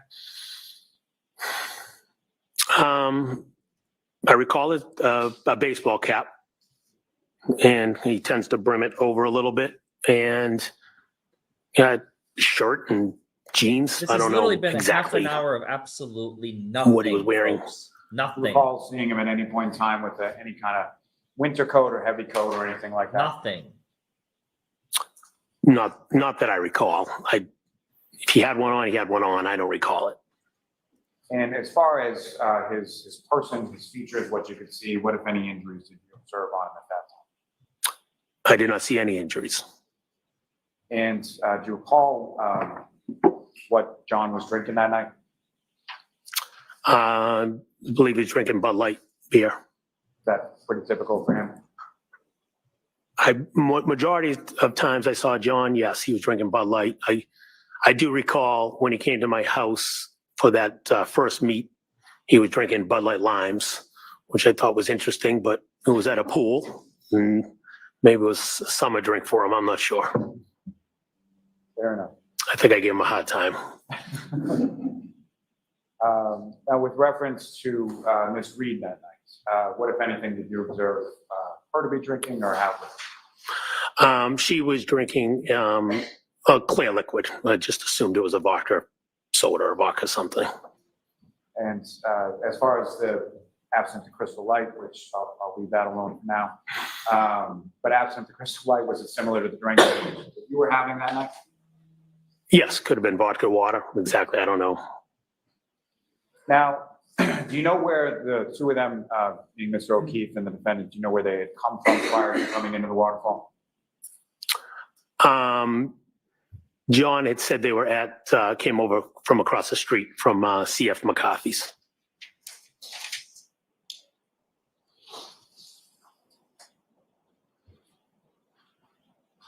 Now, let me ask you, as far as you were going to the waterfall, or your understanding was that it was your nephew, Brian Albert Jr.'s birthday, correct?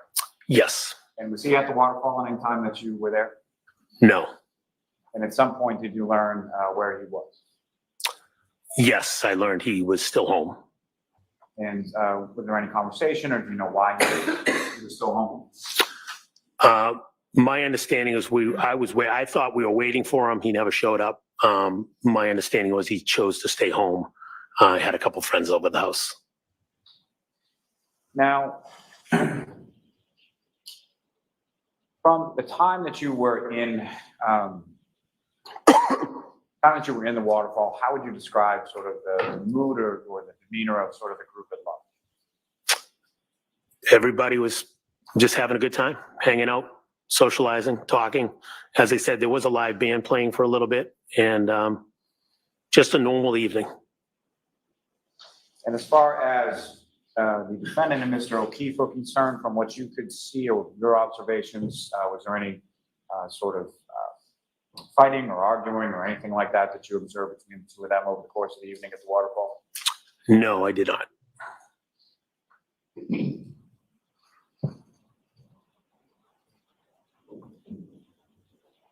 mentioned that you had left the waterfall sometime after midnight. Is that correct?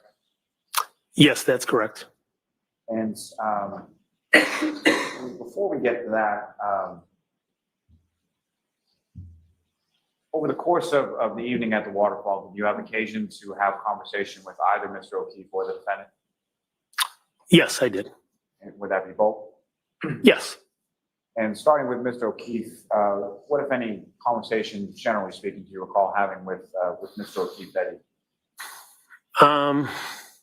I believe that night I think that night he was out because Kaylee, maybe they just got the acceptance from Kaylee. He was excited about her acceptance to school, Bishop Fian, a local high school. And that was something that you were aware of that you applied for to get into that school, correct? Yes.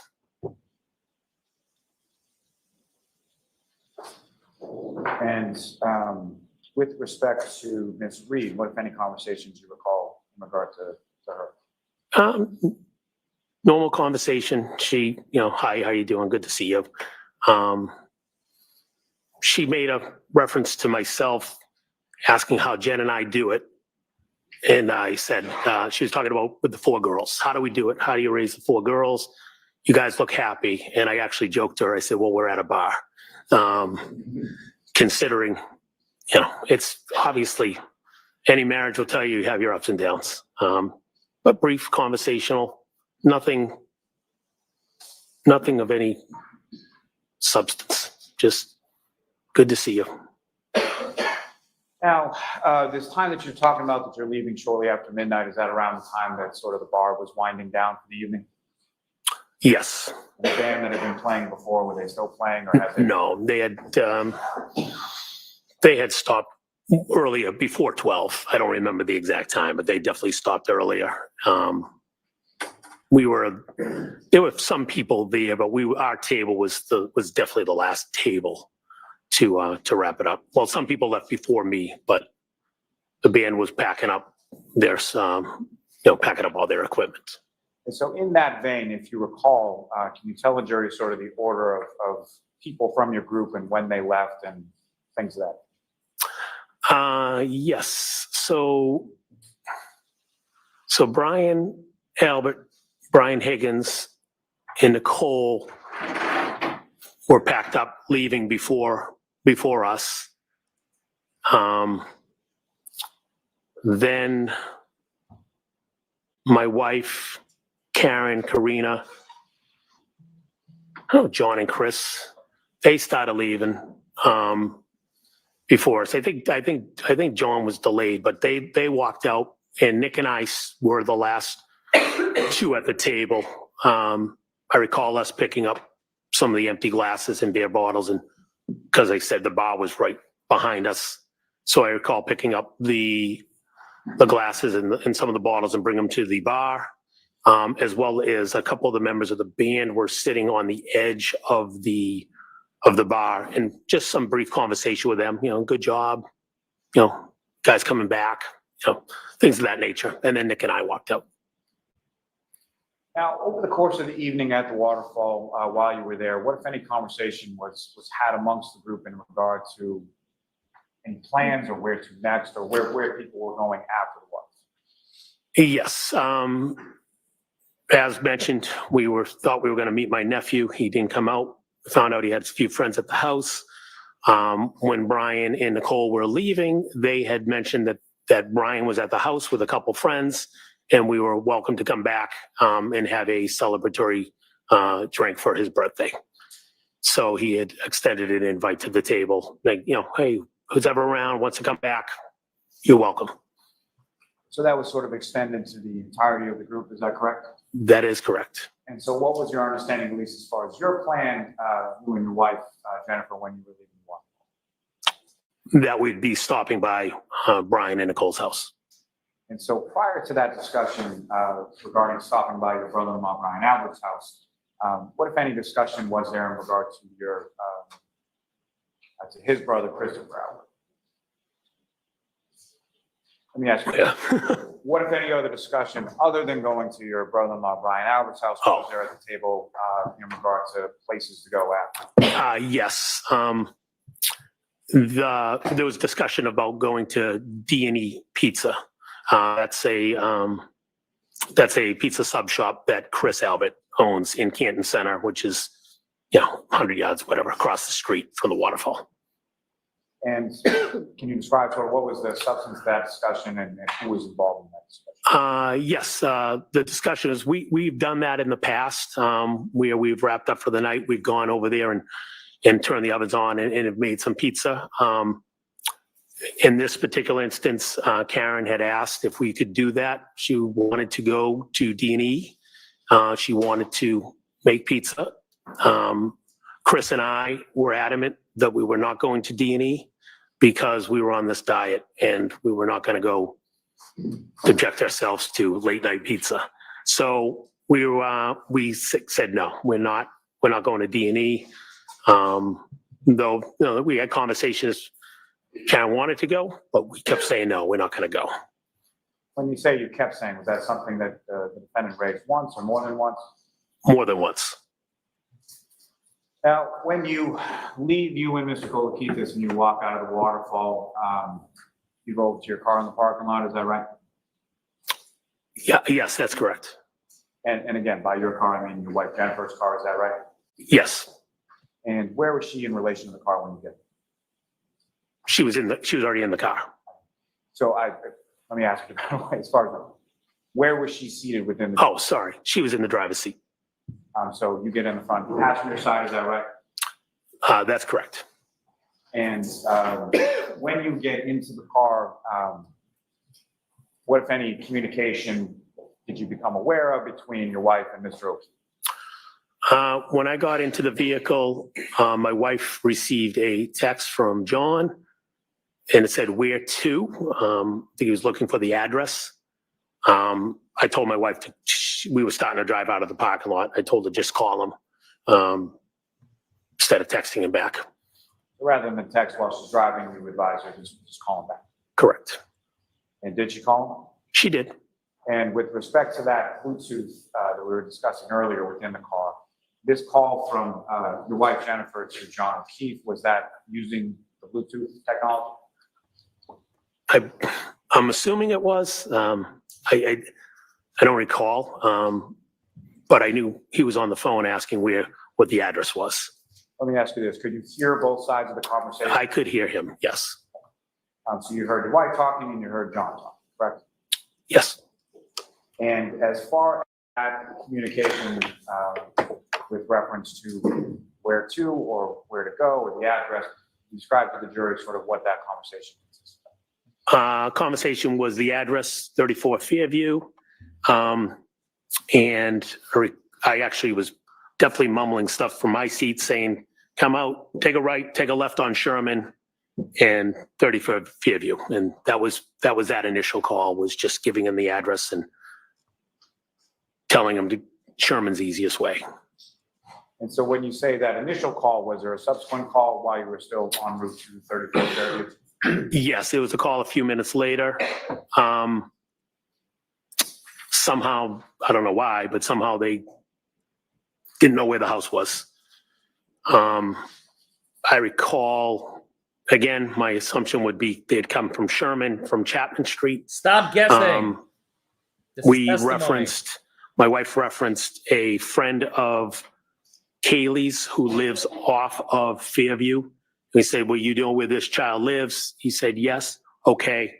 Drive past her street and the house will come up on the left. And the friend of Kaylee's, what was her name? Her name is Bella. So someone, do you recall whether it was you or your wife that made reference to Bella's house? I think we both did. I think I said it and then I think my wife repeated it. And that was someone, the Bella child was someone who was friends with both your daughter and with Kaylee, is that correct? Yes. Around the same age?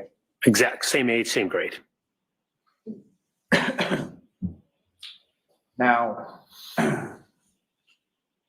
when you were talking on this second conversation, again, you could hear both sides of the conversation, is that right? That's correct. And as far as Mr. O'Keefe's side of the conversation, what, if anything, can you say as far as who was coming or who he was with at the time? He didn't make any reference to, you're asking if he made reference of anybody else? Is that what you're asking? What I'm asking is when he was saying as far as looking for the house, was he? Oh, we're on our way. Okay, great, we're on our way. And from, obviously, the earlier interaction that you had with him and him saying we, what did you infer that we to be? Karen. And at any point in time during the conversation that you had where you were hearing both sides, did you hear Ms. Reed in the background at any point? I do not recall hearing Ms. Reed, no.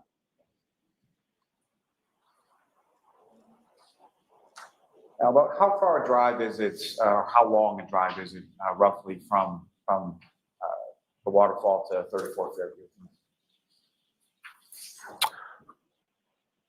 The way I would go, 4 minutes, give or take, 5 minutes. There's multiple ways, but depends on how you go, I guess. And the way that you go, as far as what you're talking about, is that your recollection of how or where your wife drove that night? Yes. Now, as far as when you arrive at the house, where did your wife park the vehicle in relation to the house? She pulled the vehicle into the driveway. And you're obviously familiar with the address or the residence at 34 Fairview, correct? Yes, I am. Been there several times before this evening. Yes, I have. And essentially, there's 2 garage doors on the house. There's one on the left, one on the right. Is that correct? Yes. Do you recall whether or not your wife parked on the left side of the driveway or the right side? I believe it was the left, but the driveway is fairly wide. It kind of widens out, not just the 2 doors. So I don't know if she was right on the left where the walkway is, or if she was, one kind of more in the middle. Because that driveway, you could pull up even on the right of her, but somewhere, I don't know exactly, but she pulled into the driveway. So she pulls in the driveway, she parks, you guys go in the house, correct? Yes. When you get inside the house, who, if anyone, do you observe there? When we entered the house, we observed Caitlin, Brian Jr. Brian had two friends there, Julie Nagel and Sarah Levinson, Brian Higgins, and Brian Albert Sr. And where? in Did I the say house- Nicole? Nicole, I don't know if I said Nicole. And where in the house were they situated? When I recall, everybody was congregated when you walk in the front door, to your right, there's a table, and then there's an open floor where it goes right to the kitchen and the room with the table. They just flow into each other. So people are surrounding either the island in the kitchen or the table area. And from your recollection, is that essentially where people mainly congregated throughout the course of the night that you were there? Yes. And about how long a period of time were you there at 34 Fairview that night? Got there, I'd say a little over an hour. No, got there about 12:20-ish. Left 1:40, I don't know the exact time, 1:40, 1:45-ish. So. You got there somewhere closer to 12:30 and you left somewhere closer to about 1:45, 2 a.m., is that correct? Got there about 12:20, give or take, and then, yeah, left about 1:40, 1:45. I don't know the specific time, but somewhere around there. And similar to the question I asked you about the waterfall, as far as how would you describe sort of the mood or the demeanor of the group in the house when you got there? Everybody was hanging out. I know Julie was excited. We just showed up. Good to see us. Brian, excited that we came by. Normal. So, fair to say no tension, no arguments, nothing like that while you were at the house? No. Do you recall sort of what you were doing while you were at the house, or what the group was doing? Meeting up with this guy named John O'Keefe. Talking, sitting around the table, engaging. Music was on. Just having a good time, just hanging out, talking, enjoying each other's company. I do recall my wife put on a foolish video that she wanted to show the kids at the table. But other than that, just socially hanging out with each other. The foolish video that you're talking about, do you recall what that was? Yes. And can you describe that to the jury? It was a video for the song "It's Raining Men." And why does he remember that so clearly? Generally speaking, what was in the video? Why it was a foolish video, as you described? Well, it's in the family. It's one of Jen's sisters had put on a show before with an umbrella. So at some point, my wife came across this video, and it was people just dancing around. So she was showing my niece and my nephew and the friends the video so they could see. We're kind of picking on my sister-in-law. And you have another nephew by the name of, I'm sorry. Are you familiar, you mentioned that earlier at the waterfall, there was Christopher and Julie Albert. This has been me for the past 45 minutes, Sarah. With them, your wife is friends. Who cares? Yes. Like I said, it's a McAlbert family yes, reunion. And specifically, their middle child, Colin. It's not a jury trial. Yes. And at any point in time in the evening when you were there at 34 Fairview Road, was Colin Albert there at any point? No, he was not. You didn't see him that night at all? Never saw him. And obviously, your oldest daughter, Allie, correct? Yes, I do. And at any point in time when you were at 34 Fairview, did you see her or vehicle or anything? Do you have any knowledge that your daughter, Allie, was there at the time that you were there? No, she was not. She wasn't there. You didn't see her there. You didn't know if she had been there before you or anything like that. Correct. Correct. Now, turning back into the house, as far as the group that you were with, Was there any point in time that anyone from that group left that sort of general area of the dining room and the kitchen that you recall? We were in that room. There's a room right next to the kitchen with the doorway that you can walk through. I was seated at the table, but you could walk through the doorway. You know, I know Julie Nagel went into that room because she was looking out the door. And other people could have walked in and out of that room. It's right there, right next to us. At any point in time over the course of that evening, did you see anybody sort of go upstairs or downstairs to the basement or anywhere else but that general area of those three rooms in the home? I did not see anybody. Now, at some point, you mentioned that Julie Nagel was looking outside for something. Is that correct? Yes, that is correct. How long was that in reference to after you arrived and then when that happened? Again, I don't know the exact time. I'm going to say could have been 3 minutes, could have been 5 minutes, somewhere in that vicinity. We arrived, said hello, good to see everybody. And shortly after, she had mentioned that her brother was there to pick her up. Now, as far as the Levinson and Miss Nagel, they were friends of your nephew, Brian Albert Jr., is that right? That's correct. And did you know them at all at that time, you know, when you arrived there on the 28th? Miss Levinson, I did not know. First time I met her. I definitely had met Julie before. She had, Brian and her hang out. So I definitely met her. I think she'd been to I don't know if it was previous to this or after this, but Julie has, helped my nephew Brian, when we go on vacation. We have a dog, and Brian would usually be the go-to to, let the dog out, et cetera. And I know Julie has helped him. I just don't know if that was previous to that or after. But I definitely met Julie before, yes. You had met her before, but essentially met her as a friend of your nephew's, correct? Yes, Not someone that you knew particularly well, is that fair to say? correct. Didn't know her well. So after about 3 to 5 minutes or so after you arrived, you observed Ms. Nagel looking outside, correct? Yes, she was going out the door, correct. And do you know why she was going out the door? She said her brother was there to pick her up, but she didn't want to leave. And at any point in time, did either yourself or your wife extend an offer to either Ms. Nagel or Ms. Levinson or both in regard to getting home? Yes. My wife informed them that if they wanted to stay because we just got there, we would be more than willing to drive them home. And fair to say at this point in time, you didn't even know where Ms. Levinson or Ms. Nagel lived, is that correct? No idea. You didn't really know what you signed up for as far as traveling home, is that correct?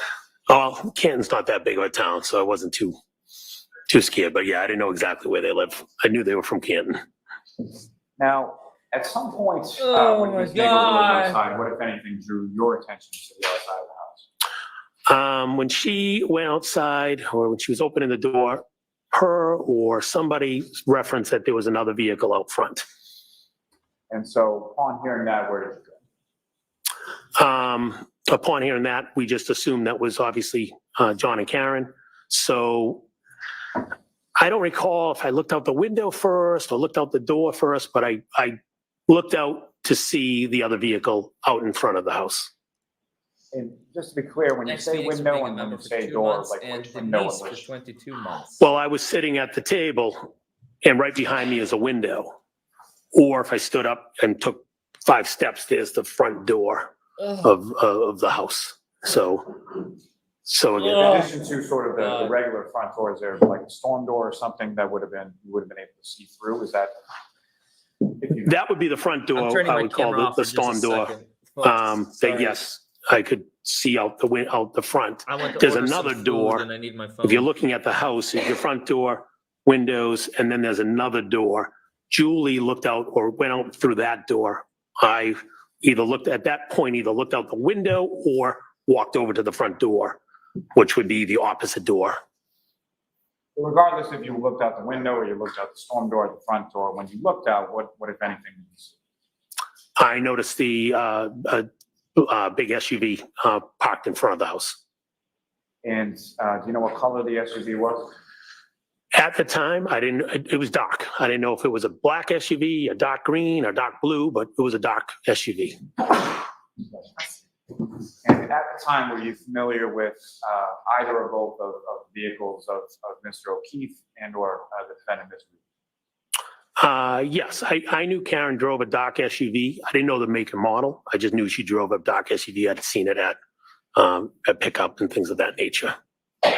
And did you know what kind of vehicle that Mr. O'Keefe drove around that time? I think he had a smaller SUV. I don't remember the make. Do you remember what He color? had a. No, what? I don't remember the color of his SUV. He had another car too that he drove around. I remember that. That's about it.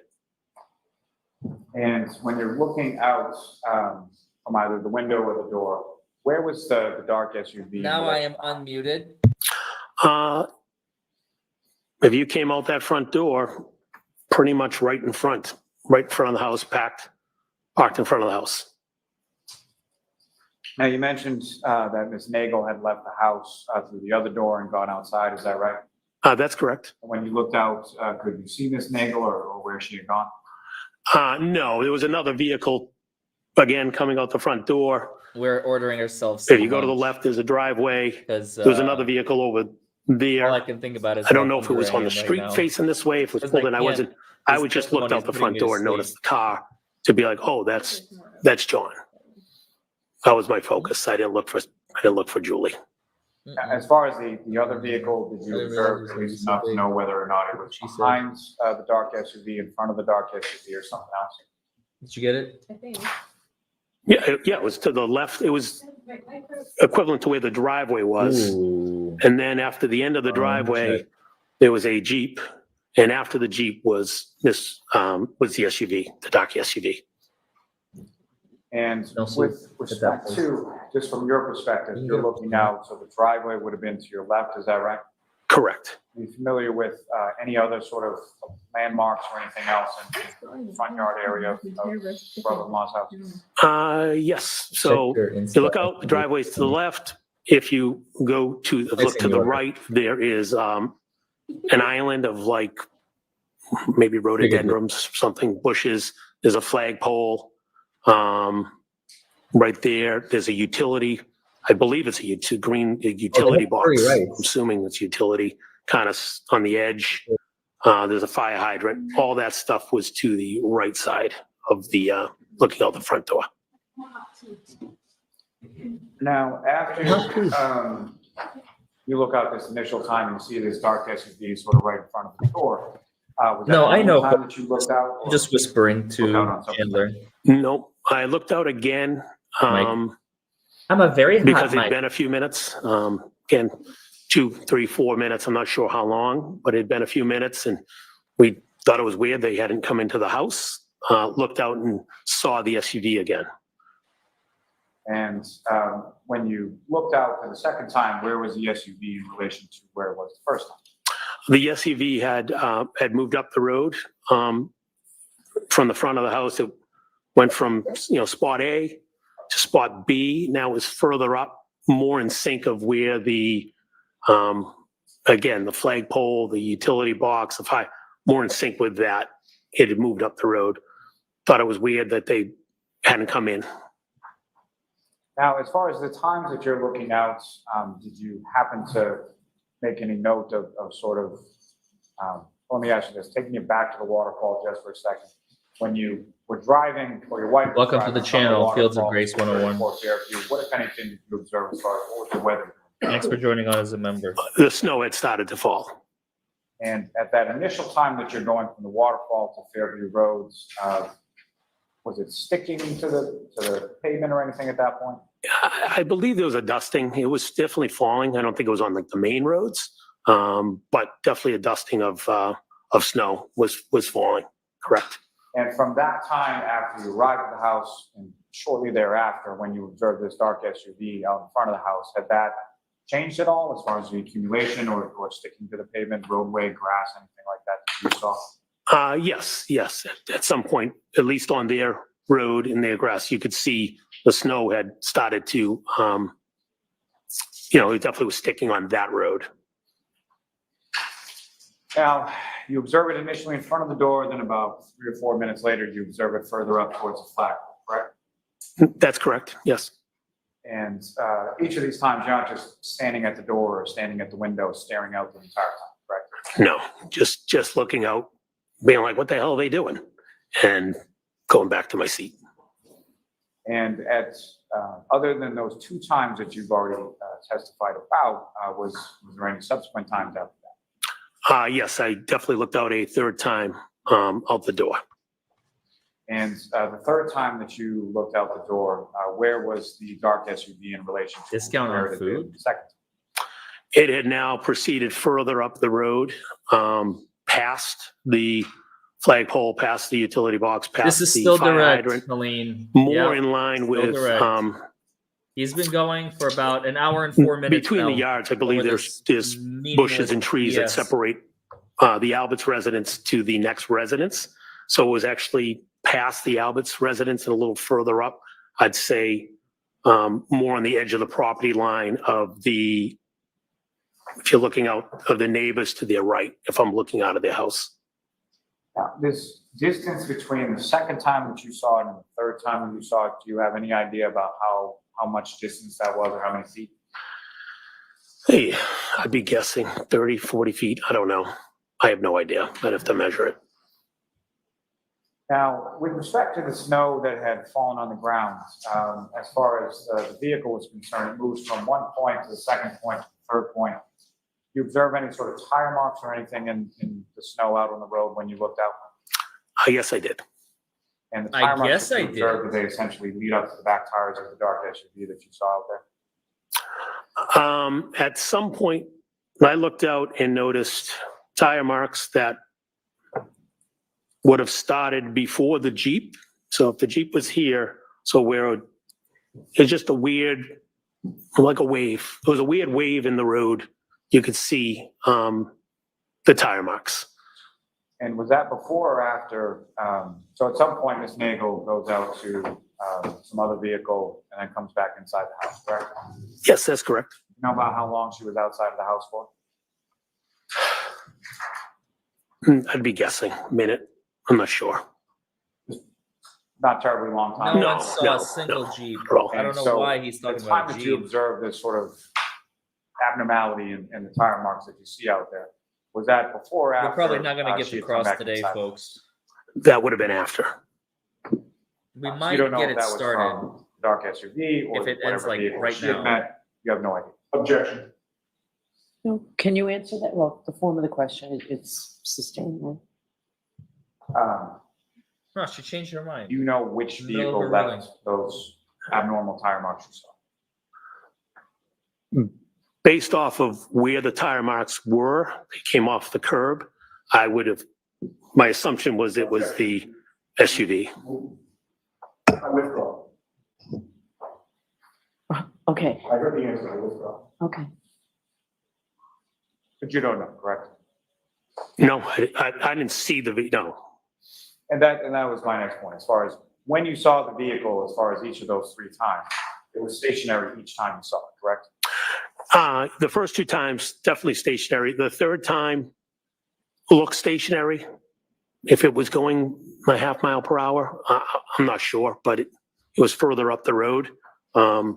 It looked to me it was stationary, but like I said, if for some reason it was moving, it could have been moving. But Now, each time that you saw the vehicle, was it in the same sort of position with respect to the house? By that, I mean, as far as, was it on the Alberts, was it on the 34 Fairview side of the road or the other side, or where was it positioned with respect to the road? yes, same position, parked parallel to the Albert's house, heading forward as if you were going to leave Fairview to head up to Chapman Street, heading away from the house. And so each time that you observed the vehicle, you were looking at sort of the passenger side of that vehicle, correct? That is correct.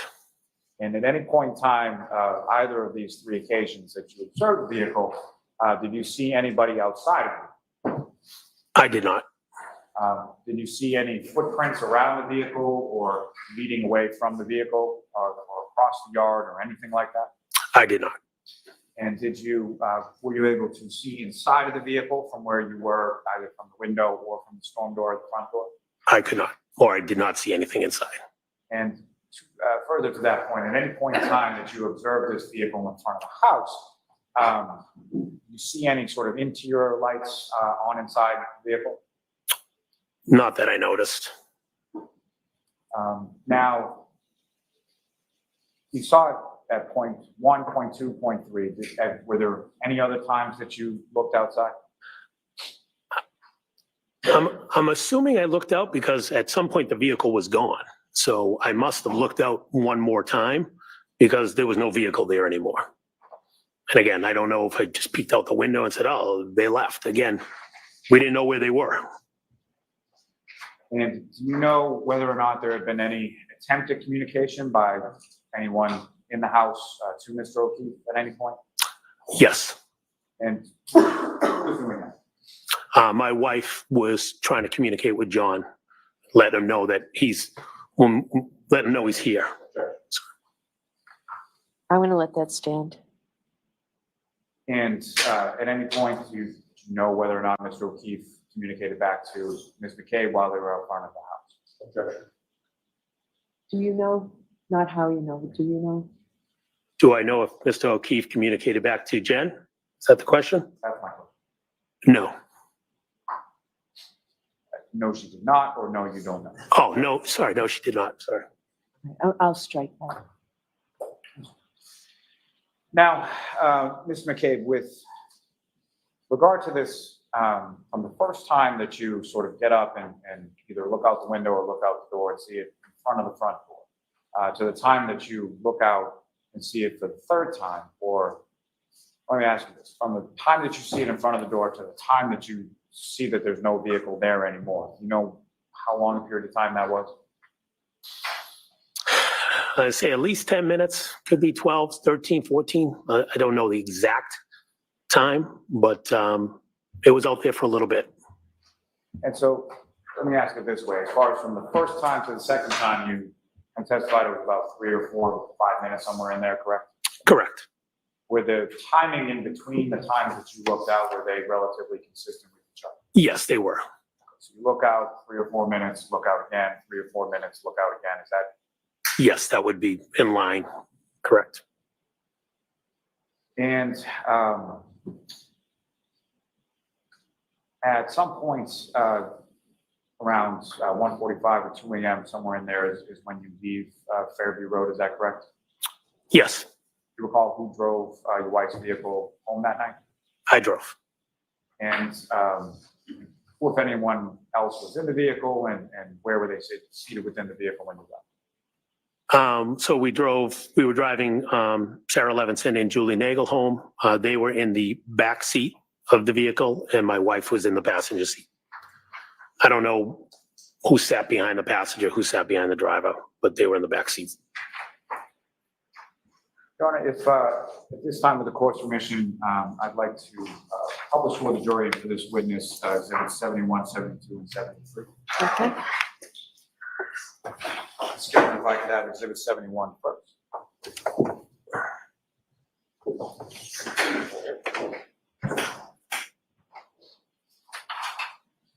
And so, Ms. McCabe, on the desk in front of you, there should be a laser pointer there. If you just click that button and point at the screen, if what I ask you. First, just with reference to what's up on the screen. Could you please tell us how much snow is on the ground? Yes, I do. What do you recognize? 34 Fairview. And absence of the snowfall, obviously, is essentially what the house looked like on that early morning of January 29th. Yes, that's correct. And if you could, with relation to the window first, and then the storm door that you were talking about, that you were looking out from the house, using the laser pointer, show the jury where that is. Is that working? That would be the window. That'd be the storm door. And with respect to the first placement, the first time that you look out and see the dark SUV in front of the house, is that visible in this photograph? Wait, can you repeat that? Sorry. first time that you look out and see the dark SUV in front of the house, is that position, is that visible in this photograph? I'd probably catch the very back end because there was a Jeep parked right here. Right here, so it'd be right there. And still, if I could have exhibit Well, that's a 72. good question. Does anybody know the answer to Masters of Criminology's I super didn't chat? recognize what's up on Where the was screen. John's Yep. phone found? Was it on him? Another photograph of the residence of 34 Fairview, is that correct? Yes. If you could, using that laser pointer, could you show the jury or demonstrate to the jury where that vehicle was the first time that you saw it? Say right about here, Could you show us where the in this flagpole is just again? general area. The second positioning that you were talking about, is that visible in this photograph? Supposedly under him. No, it'd be further up the road. Thank you, Chad. Just come in if I could have exhibit 73. He upgraded. Can you recognize what's depicted now in exhibit 73? Yes, I do. And secondary position that you observed, the one is. Oh my God, I don't know why that's yes, so it is. funny. So if you could, Bob, sir, you just direct killed your me. attention to where about that. About in this general area right here. And the third positioning that you saw the vehicle in, can you describe where that? Yep, it'd be further up the road. I'd say, give or take, right there. Thank you, Ms. Gillen. You can take it. He didn't ask about the snow. I'm shocked. Or the flagpole.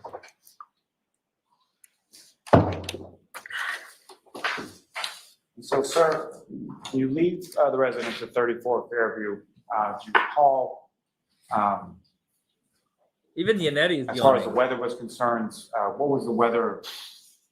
What, if anything, had Yeah, but he changed may between be the on. times that you were booked out and the time that you came out to go home? The snow was starting to accumulate. So the storm was starting to pick up a bit. Oh, he did ask about the That is snow. Oh correct. my God. And when you came out of the house, the vehicle was in the driveway, correct? That's correct. Yep. And again, if you could, you're driving, who else is in the car and where are they in the car? I'm in the driver's seat. My wife is in the passenger seat, and Julie and Sarah are in the seats directly behind us. Do you recall who was seated where? I don't recall who was in what seat. And you back out of the driveway and then you go, do you recall where you were going or who you were dropping off first? Yes, I back out of the driveway and proceed, heading up towards Chapman Street. And so with the passenger side of the wife's vehicle, would that be facing closest to 34 Fairview at the time that you're driving away from it? Yes, that's correct.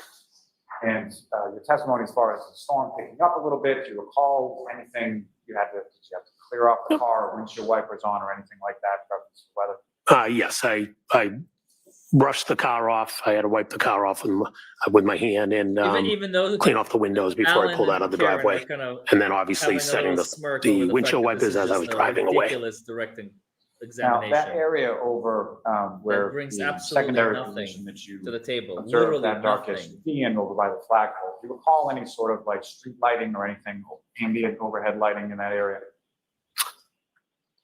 I How don't does this recall it. further No. the prosecution's theory of the case that Karen Reed murdered John O'Keefe? As you're driving away Tell me, please. from the house, do you recall whether or not was there any conversation or music playing or anything like that in the car as you're driving away? Yeah, it was chitter chatter. You know, my wife was turned towards me, like turned in, talking to the girls behind me. I know at one point somebody was joking about, I don't know, peanut butter and jelly sandwich or something. Something about bread. I forget what it was. And then I drove up the street. His memory is really good on direct. Let's see if his memory As holds you up were on driving cross-examination. up the street and away from the residence of Fairview, what, if anything, did you observe abnormal on the side of the road? Were you looking at the side of the road? I was not. I was focusing on that's a good the question, snow coming Dana. down, the windshield wipers, and driving up the street. This And, dude is not helping at all. fair to say you didn't I see would anything in would the not yard call or him anything. credible. I would That's not go so correct. far as to call him a credible witness, You though. drove That seems each a of little the extreme. two young ladies home, is that correct? Yes, it is. You know about what time it was that you got home yourself?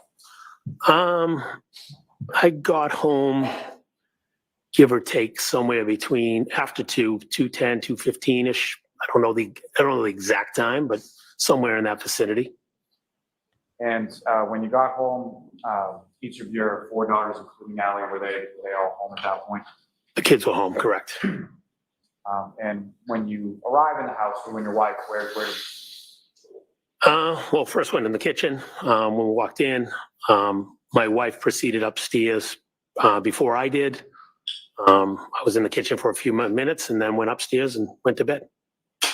And did your wife go to bed around the same time as you? Yes, she might have already been laying in bed before I physically got in the bed, but yes. And as far as when you fell asleep, was your wife still awake or had she already fallen? She was still awake. We were. Who cares? We were both awake. She actually wanted to watch a show, which I had no desire to watch, and she said I was going to bed. We talked a little bit about my younger daughter. About she was trying out for a basketball team, so we talked a little bit about that, and then that was it. I went to bed. Turning your attention to the morning of the 29th. I'm sorry, yes, the morning of the 29th. You woke up at some point, is that Did correct? you guys hang out? Yes, that's correct. And what, if anything, do you recall? Or what woke you up that morning? I woke up to screams in my bedroom. Or may we approach? Oh, okay, finally. And why is he pausing? He woke up to screams in his bedroom. Is he trying to call for resuming this tomorrow? No way. Because he's going into another like 90-minute direct examination of this guy.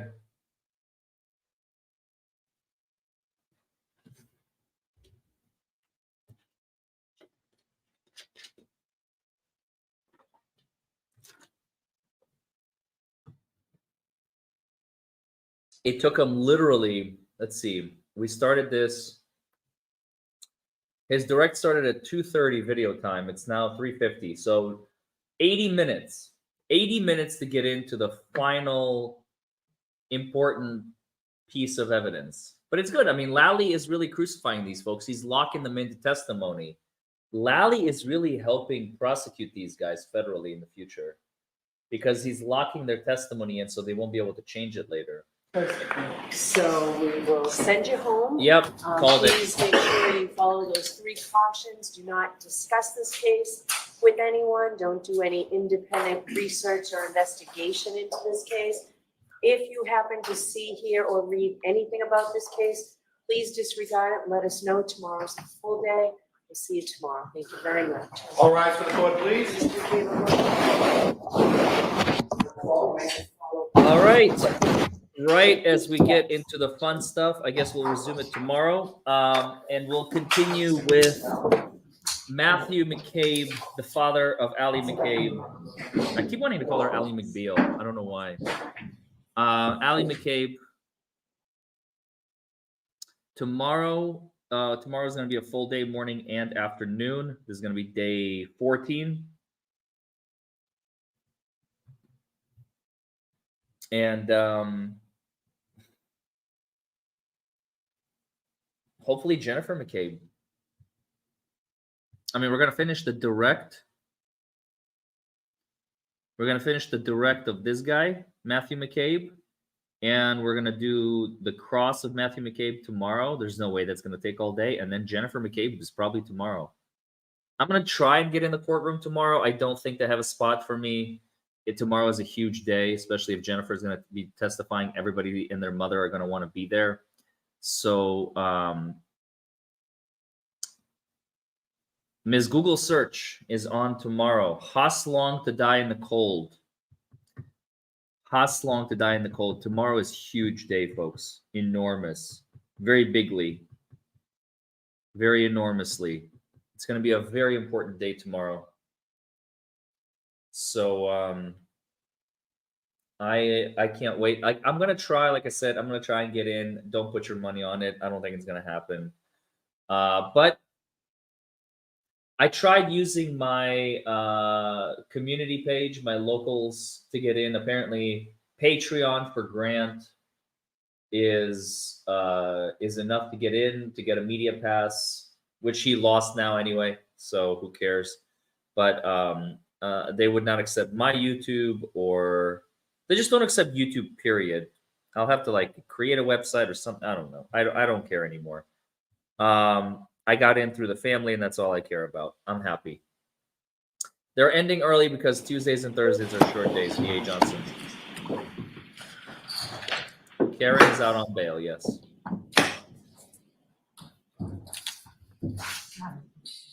I think it's over. Yep. Court, all rise.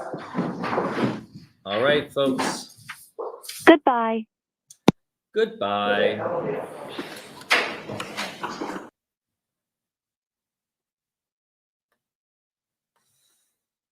Okie dokie. We're gonna finish with Matthew McCabe tomorrow, and we're gonna start Jennifer McCabe hopefully tomorrow, and then it's gonna be the weekend, and then it's gonna be Bahamas. Woo! Very excited for the Bahamas next week. I love you, but I'm not sure I can watch this direct tomorrow. I'm almost asleep. Well, actually, Lorna Wood, tomorrow is going to be a good day. Tomorrow, they're finally going to start the real meat and potatoes of Matthew McCabe's experience, because he woke up to screams, right? He woke up to screams. Like, we started that testimony 10 minutes before the court adjourns for the day. Lally did not want to like interrupt it. So, no, I still have my press pass. It's just Massachusetts doesn't recognize it. Go figure. Go figure. Because Massachusetts have their own rules, and you can't be YouTube or whatever. So I'll see you guys tomorrow. Thank you all for joining. And don't forget to hug your loved ones tonight. Okay? I'll see you all later. Bye, everybody.